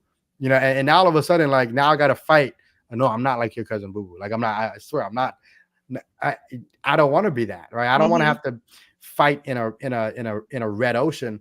But if I call myself um a revenue coach, a growth coach, now it's like, oh, what do they do? Oh, well, I leverage Hmm. sales, marketing, and business development to be able to increase your reach and your revenue. Now all of a sudden I'm different. Like I'm already over here. Like I'm not in the crowd anymore. So when you Right. niche, you identify Is that why who you you think you serve rebranded? the Is that most. why you rebranded your um the name of your business too, to kind of separate yourself even more? I Or rebranded. Yeah, I rebranded for the other part of your question around clarity. So the first company that my partner and I started, it was called Newlytics. new what? Newlytics. And Okay, again, new that's you lytics. see Okay. you see how you like what new what? And that's I and this is the day I changed the name. Was I was doing the speaking engagement and they were introducing me and they were like, this is Mike Felix with Newly Tooly. And I was like, all right, I got up there. I was like, all right, name's gonna be changed by tomorrow. Uh-huh. And we changed the name. We changed it to SFG Digital. Mhm. And SFG stands for straight from the gut. I thought we were leading into brand. I was like, oh, we're Yes. brand straight from the gut. And that's going to be our brand. Challenge was no, first of all, SFG was a series of letters, and it's the hardest three letters to spell over the phone. So Mhm. we were like SFG, and people were like FFD, Yeah. FFG, Yeah. FGF, and then we were like, oh my God, okay, so SFG doesn't work. And then we changed it to Gorilla Launch because again, we wanted that brash. But again, what does gorilla mean? Right. Mhm. So everything we were making these changes for a couple different reasons, but the last change was primarily me. A lot of it was because I want to be able to have to explain less and sell more. Mhm. So like just going to what we Explain just less and sell more, right? The name should explain less, the sell name more. should tell you what the business is about. Right. Like Mhm. with Gorilla Launch, I had to explain the concept of Gorilla. I had to explain launching. I had to explain all this stuff. I had to explain too much. But now with the new brand, um, I'm leaning into part of it being understood. So if all of my content is talking about how organic is what's needed because of all of the emergence of AI and all the robotic stuff, Mhm. but at the same time, you need to learn how to amplify it. Oh, you probably heard about paid ads, but you haven't heard about amplified organic. Now all of a sudden I can lean into something that people haven't heard of and create my own blue ocean so I can still niche. That's the reason why I also specify coaches, consultants, and creatives. Yeah. Oh, I'm That's very I you know, definitely felt that. Like, okay. yeah, I sell products online. Cool, can't serve you. Oh, Mhm. I have an auto mechanic shop. Cool, can't serve you. Right? Like now, Mhm. like and the only reason why when I speak to a coach or a consultant or a creative, I know that they have challenges with generating leads. I Mhm. know they have challenges with selling someone on a Zoom call. I know they have challenges with brand. I know they got challenges with budgeting. I know they got challenges with understanding, should I have a website or a landing page? Should I You be know over all here? you know all of our dirty laundry. Oh, I smell it every day. And so because I smell it, I could speak to it. I know what objections are going to come. I know where your revenue comes from. So I don't know the margins of an auto mechanic shop. I don't know what that Mhm. is. Well, I could guess, but I don't have to understand your business.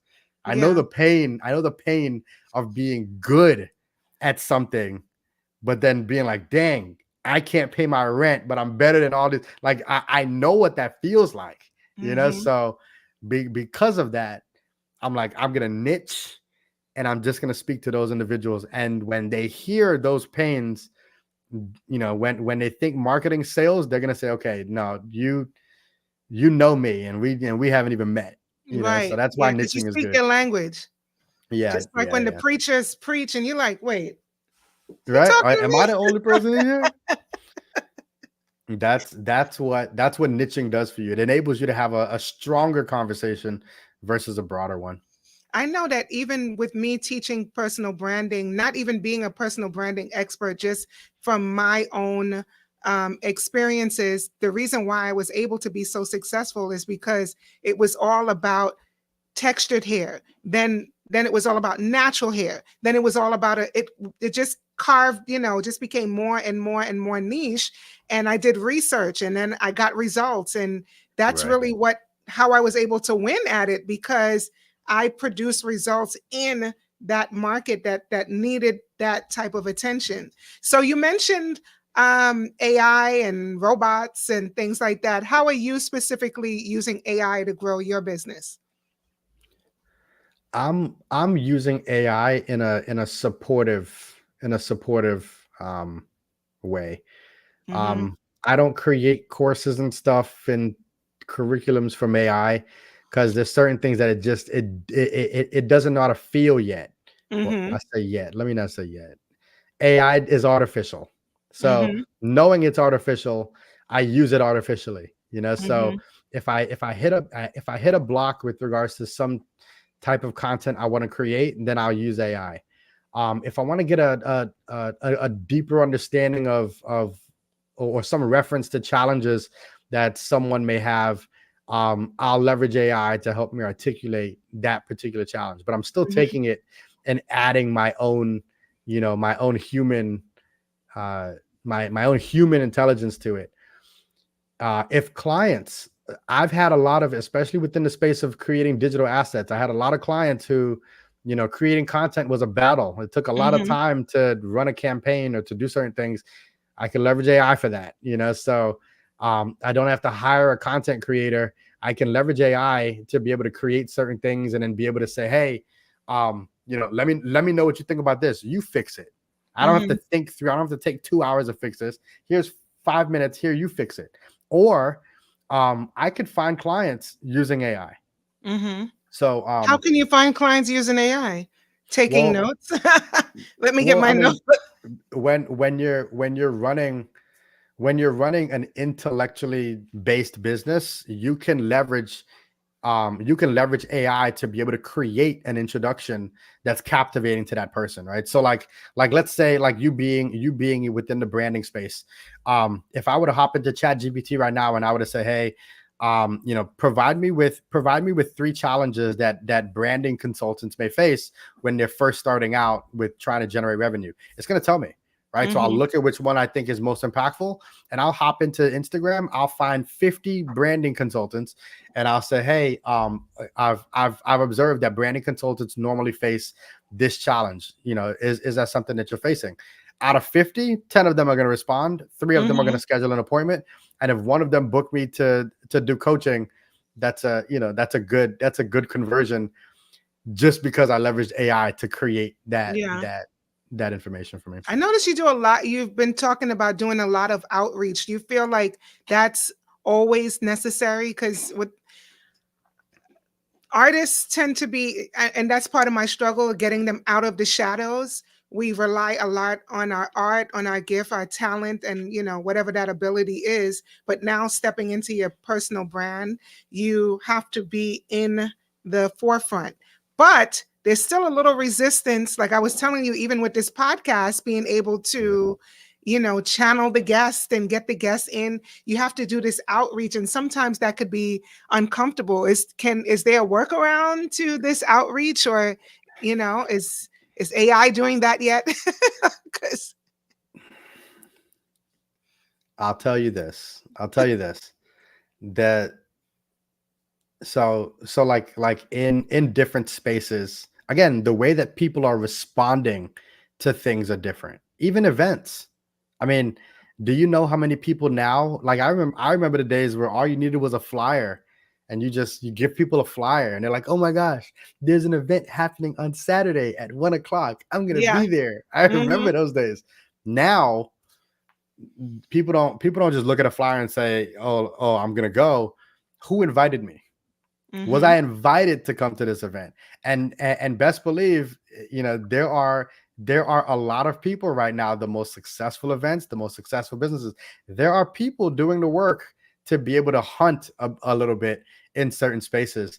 But again, everything is based off of the cost of it, right? So if and going back to that whole entrepreneurial conversation, if my time is worth $100 an hour and I spend 1 hour to send out messages to find a client that's worth $4,000, in my head, that's worth it, right? Mm-hmm.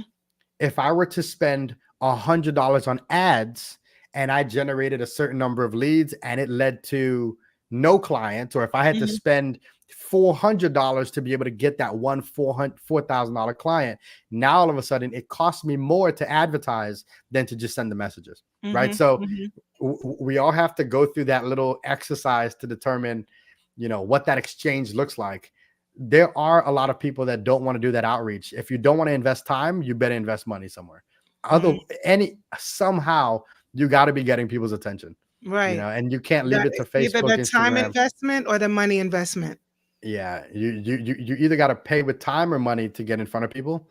Um, because Facebook's not gonna magically say, or Instagram is gonna magically say, "Oh, Stacy wants to build a business. Let me Yeah. show her business to more people." No, if anything, and I know they do this, on my Facebook, if I post anything business related, Facebook doesn't show it to anybody. That's so I true. have I have to add like anything.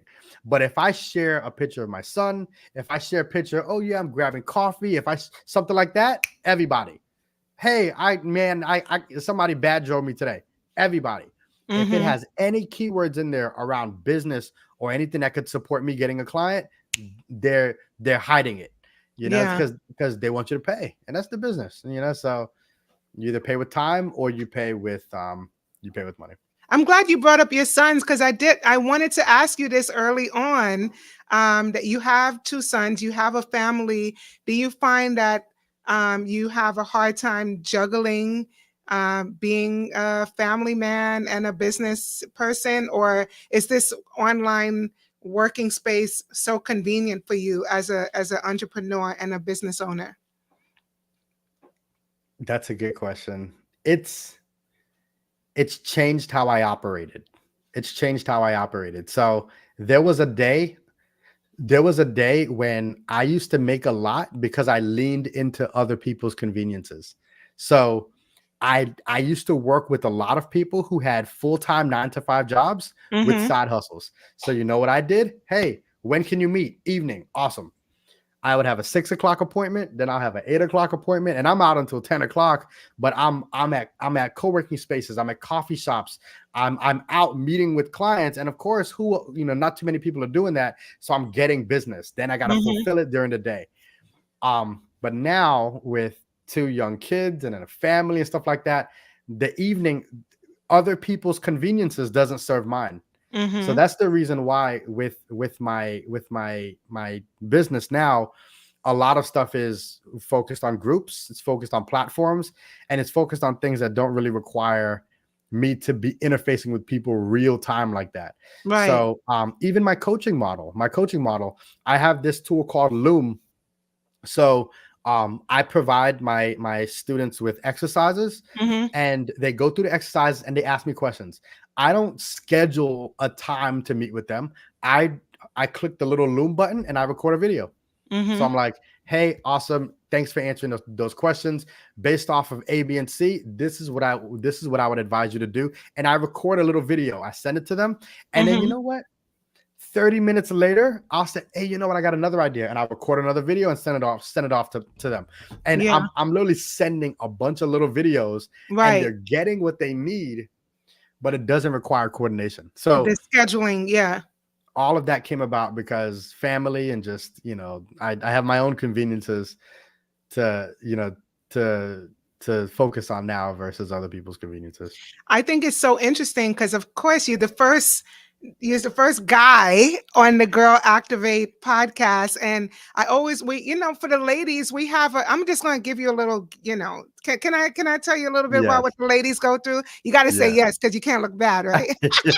Let me tell you a little bit about what the ladies go through, which is kind of interesting to that's why I ask you that specifically, because a lot of times women are juggling, motherhood, and they're juggling either being a wife, they're juggling their career spaces, and it's very hard, to be able to multitask. And once you're a mom, you're always a mom. You just feel like nobody can do it like you. So it was just interesting to find out that, what is the male perspective on juggling that, because from a woman's standpoint, there's a lot more freedom um, on your side, to be able to pick up and move and do the things that you want. So I was really interested to see how you were going to answer that question, and I'm sure Mhm. the girlies who are watching this on the replay will be really appreciate that, because it just seems like a bigger sacrifice for women, especially when it comes to entrepreneurship and business, when you have these responsibilities of a family. So Yeah. I was just interesting to talk about that dynamic. Yeah, no, it's there's different pressures on both ends. There's different dynamics, there's different freedoms. Um, yeah, no, I definitely agree with that. But at the same time too, we everybody can be creative in their own way, right? So, Mhm, um, and that's the reason why I think it's important for everybody to understand these formulas, like mhm, what am I sacrificing in order, what's my output going to be in order for me to make this exchange over here. So while you may have some male entrepreneurs that have freedom but they work really hard, the woman will work hard by creating leverage, right? So, I the woman may not have the time but they need to find the money, right? mhm, A woman who needs to find $10,000 a month is the same amount of effort as the man who thinks he needs to work 60 hours a week. you know mhm, if you look at the output, if both of them are looking to generate the same amount, but one's creating leverage through finding money and the other one's creating leverage by selling time, then entrepreneurially you're getting the same output, but one's just working way longer. mhm. So I wasn't operating as an entrepreneur doing that. Right. Right. So I was sitting here, oh yeah, let me just meet with everybody, meet Yeah. all over the place. Cause I'm like, let me work hard. But the reality is there are a lot more successful women entrepreneurs now because of that strain on their time. They do Mhm, have kids, they do have this. So they're like, no, I'm not making that website. So what's my other choice? I got to find somebody to pay $3,000 to make it. How can I get creative on making that happen? Either I create a profit share agreement with them. Do I get clearer on how they'll benefit by building this for me for 2,000 or for 1,000, or do I find someone over here who believes in my vision and they say, hey, if I give you $5,000, will you give me six over the next 6 months, right? mhm, You can do that deal all day. Do you know how many people you can hit up and say, hey, let's establish a promissory note. You give me $4,000 and I'll give you $1,000 a month for the next 6 months. You know how many people would do that? I'll do it. You mm, tell me you need $4,000 right now. I'll send you 4,000 if you give me $1,000 a month for the next 6 months. I make 2 grand. My money works for me and makes me 2 grand for the yeah. next half a year. I'll do that all day. So, but again, that's because I'm not making that somewhere else. So if a woman could get creative in that sense, not thinking they have to spend all the time doing stuff, they could still maintain their balance with all of the responsibilities they have and not think that they have to go, you know, Yeah. head to head with someone who has the time. So, Yeah, that's crazy. And I think back to your point about community, that's why the Girl yes. Activate community is so important to me, or me just exposing myself to other communities, because sometimes you just don't know. You're just kind of trapped in your own little world, seeing your own thing, the same thing day after day after day. You don't even know what's possible. So I think Yeah. what you and I do is that representation to say, hey, I never even thought of this. I actually thought that my impact is different than what it is. I'm just Yeah. always confused about everything, right? But I no, because I went into it. My mission was to help Black salons and Black salon owners to build their business and to gain financial freedom and to build their skill. That was my mission. But for whatever reason, the more I tried to help this particular demographic, I got so much resistance there and a lack of interest. Maybe it was my delivery. I don't know. But so I ended up, with another community that was making impact just in a different way. But do you know how many? It's crazy because the same Black businesses and Black stylists, they're more inspired by the work I do, by the level of success I was able to accomplish, the Yeah. platforms that I'm on, and the partnerships. And I was there killing myself trying Yeah. to Because you're trying trying to to. motivate and drag them and but that was my approach. That's how I wanted to do Yeah. it, and it was very hard for me to release that. But now I see that, you know what, just by me being me and get being successful, that's enough for Yeah. them. I could do that. I could It's do that. that when you think of, even on social media, when you think of people following you, what Hmm. part of you are they seeing? You don't know. This, well, I'm saying physically, they're seeing your back.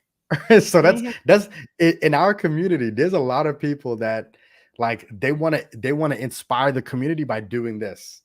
Like, Hmm. let me push you up. The reality is, I mean, even with my own self, I've inspired more people by leaving people behind than trying to push them ahead.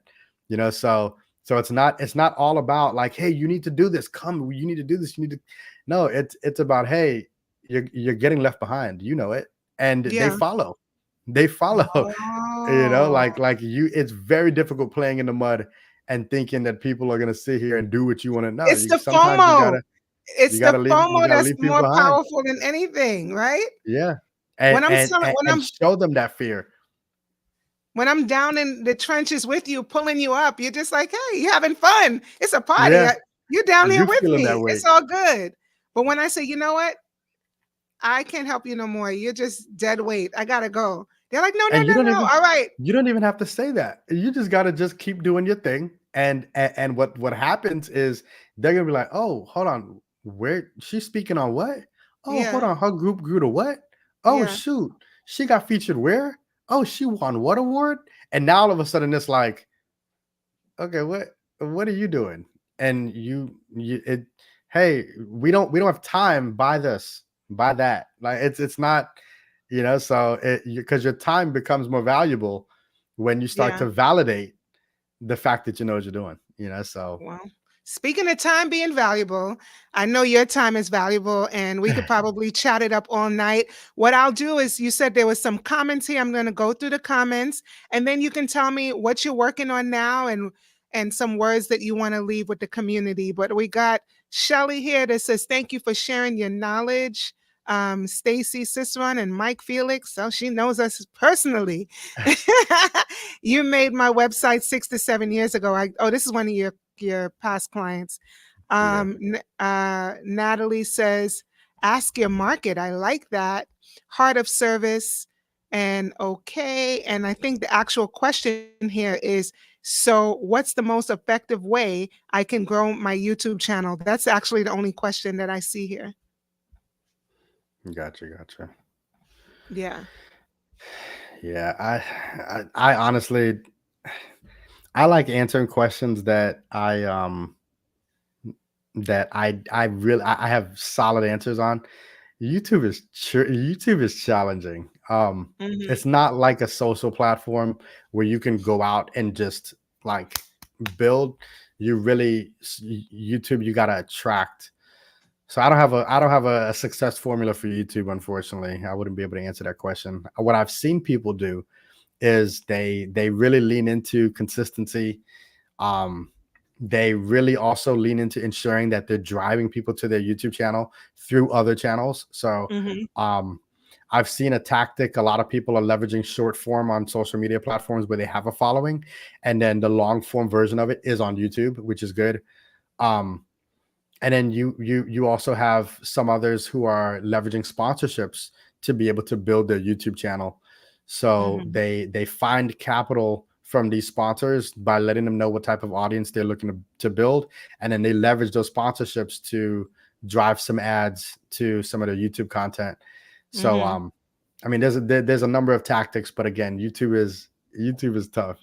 I've seen Yeah, some people post a lot on YouTube and they got like 50 followers, I know. so And I it's, know, and it's there's the generic strategies of growing the YouTube, but I wouldn't be able to give the examples either because I'm still trying to grow mine as well. But I know, like you said, consistency.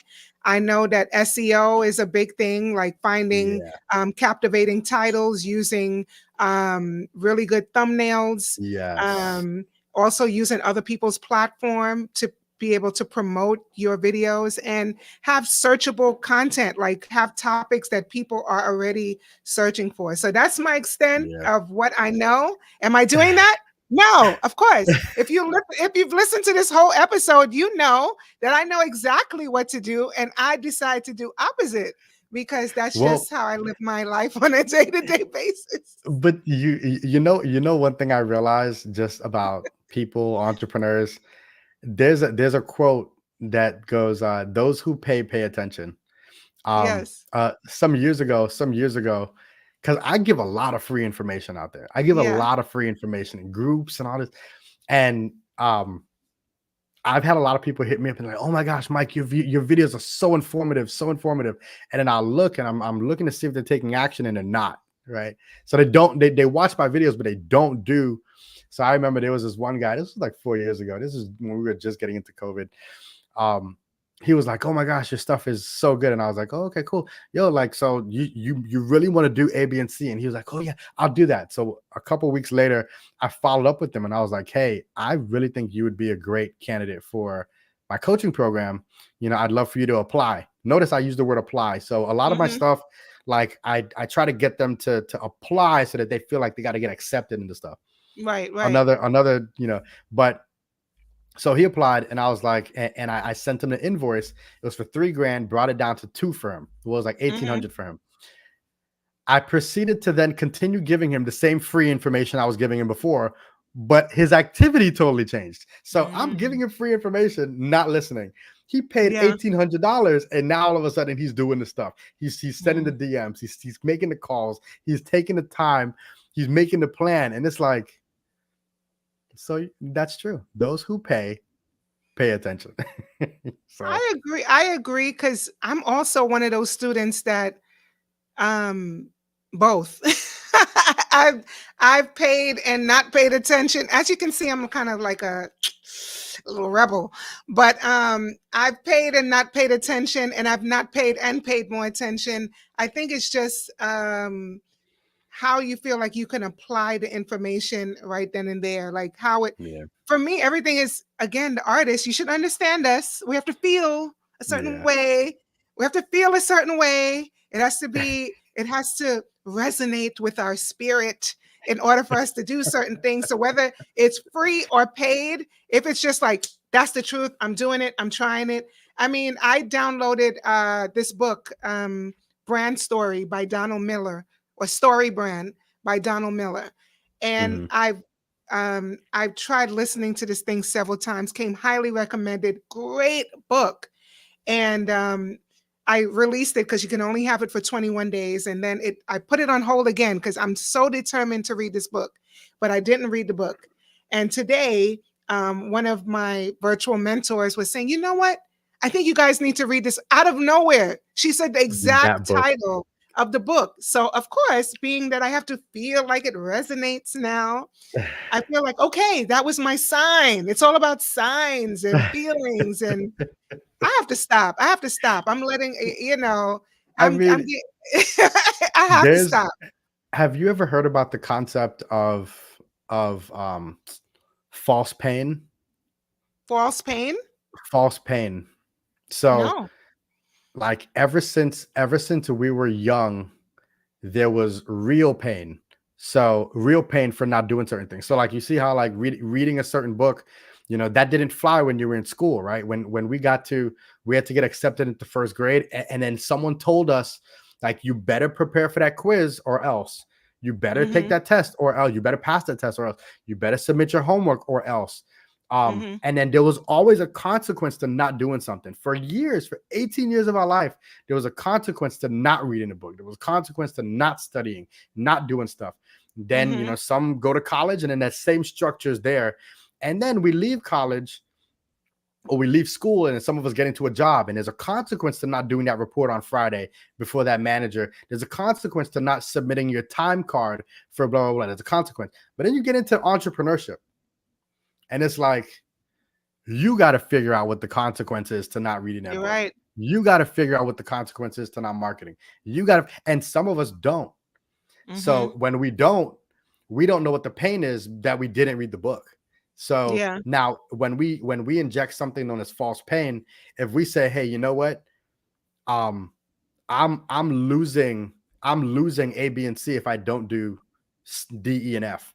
Now all What's of a the cost of sudden, not doing this? what's the cost of not doing it? If your mind's not thinking that way, then a lot of times that book's gonna it's like a can you're kicking down the road because there's Yeah. always gonna be something that you got to do now. Mm, So mm, mm. it's tough. I've had accountability groups where like when someone says that they're gonna do something, if by next Friday, so what I do, I charge their through Stripe, I'll run their credit card for $1. So they'll say, "Hey, Mike, I'm gonna reach out to 100 people this week." Okay, cool. If you don't, what do you want your consequence to be? $100. Awesome.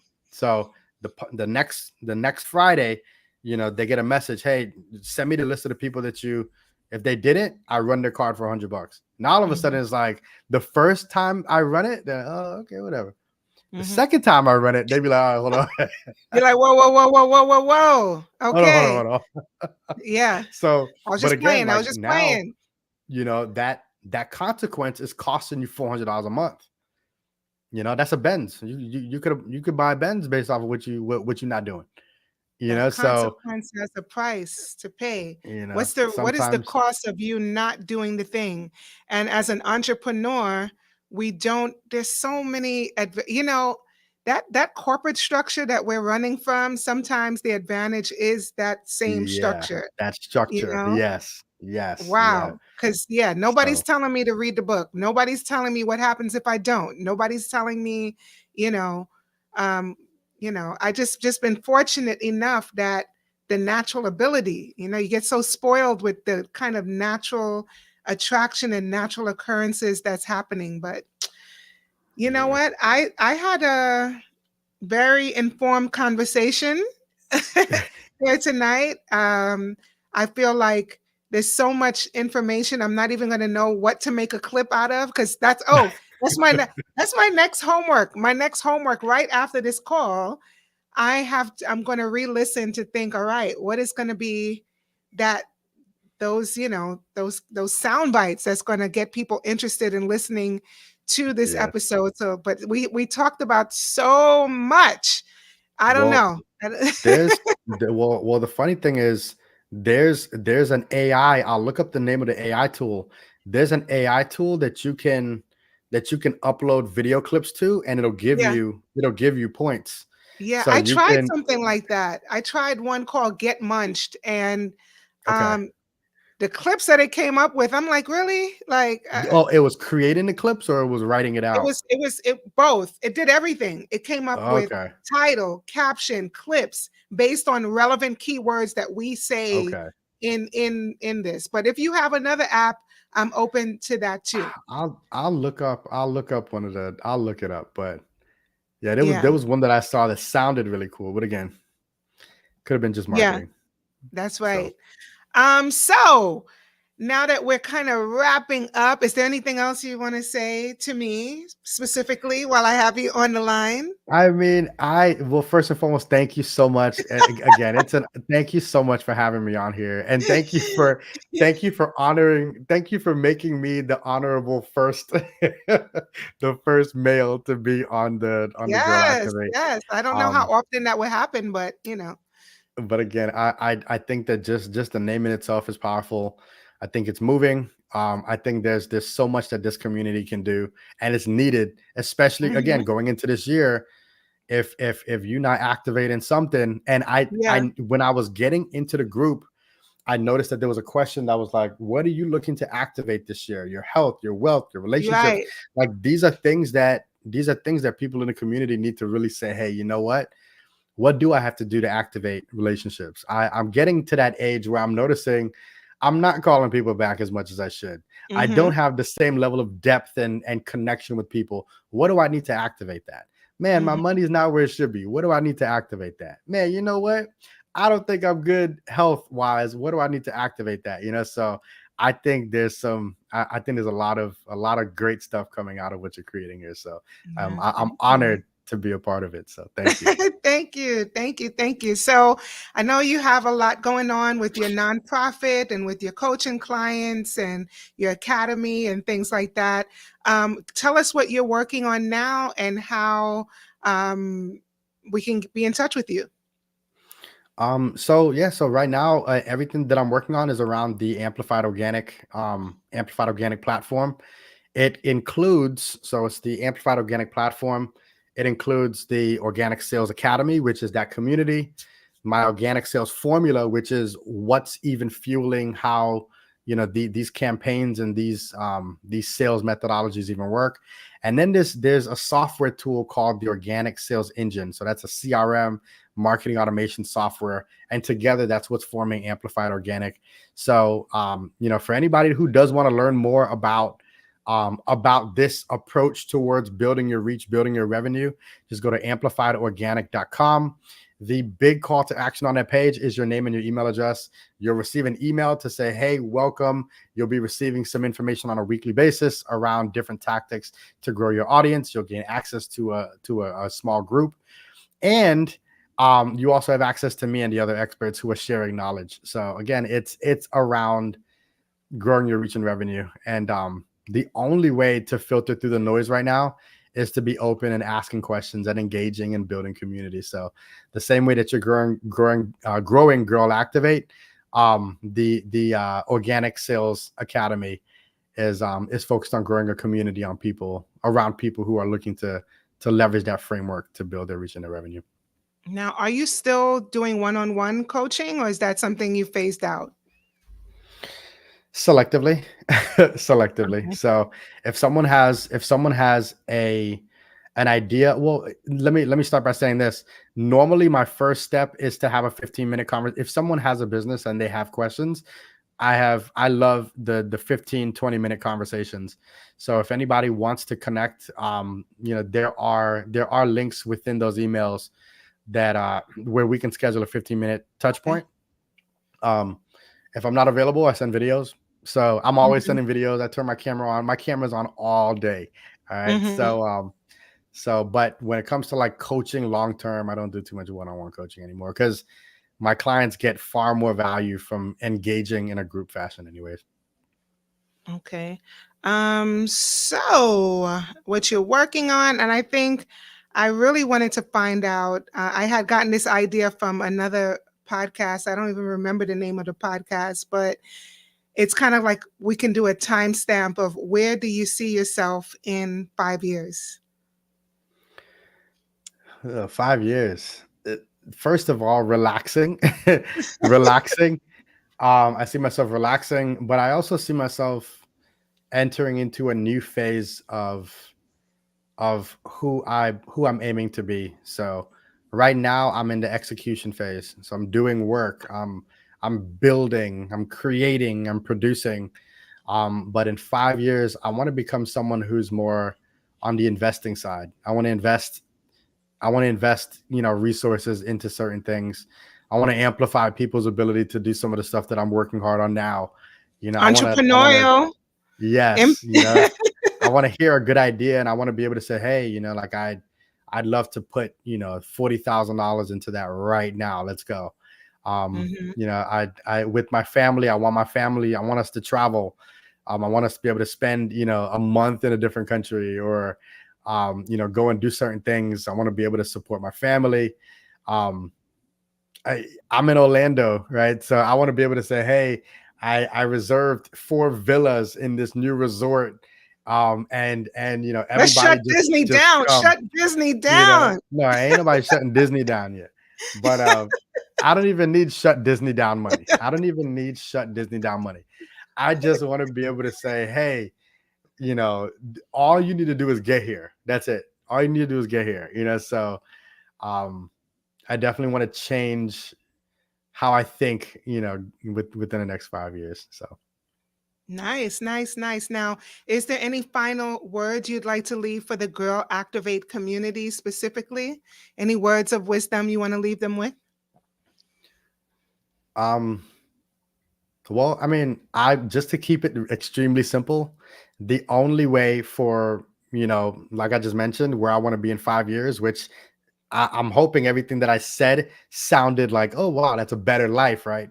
In order to get there, I have to activate, right? Mm-hmm. So I'm activating on different levels. So I would say anyone who is tuning in, everybody who tunes in now, tunes in later, if you focus on activating, only good things can come out of things in motion, So um if it's your health, your wealth, just make sure that you're activating on a daily basis.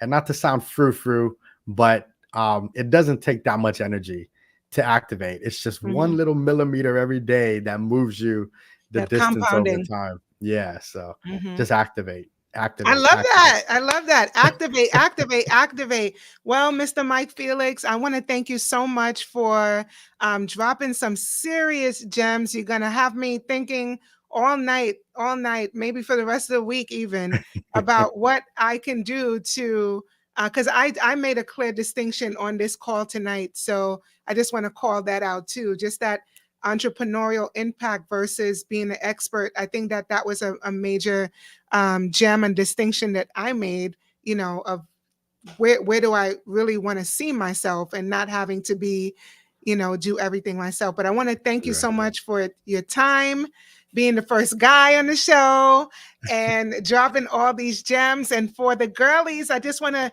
just drop a little announcement. Girl Activate Natural Hair Movement, Natural Hair Event is happening Saturday, February 3rd. There are only 5 more seats available. I didn't even put it out to the public. This is actually my first public announcement that the registration is open. The link is available on my website at stacyciceron.com. And as always, I have a free gift for you, 10 tips to communicating your personal brand online. That can also be found on my website. Just leave your name and email, and it'll be sent right to your inbox.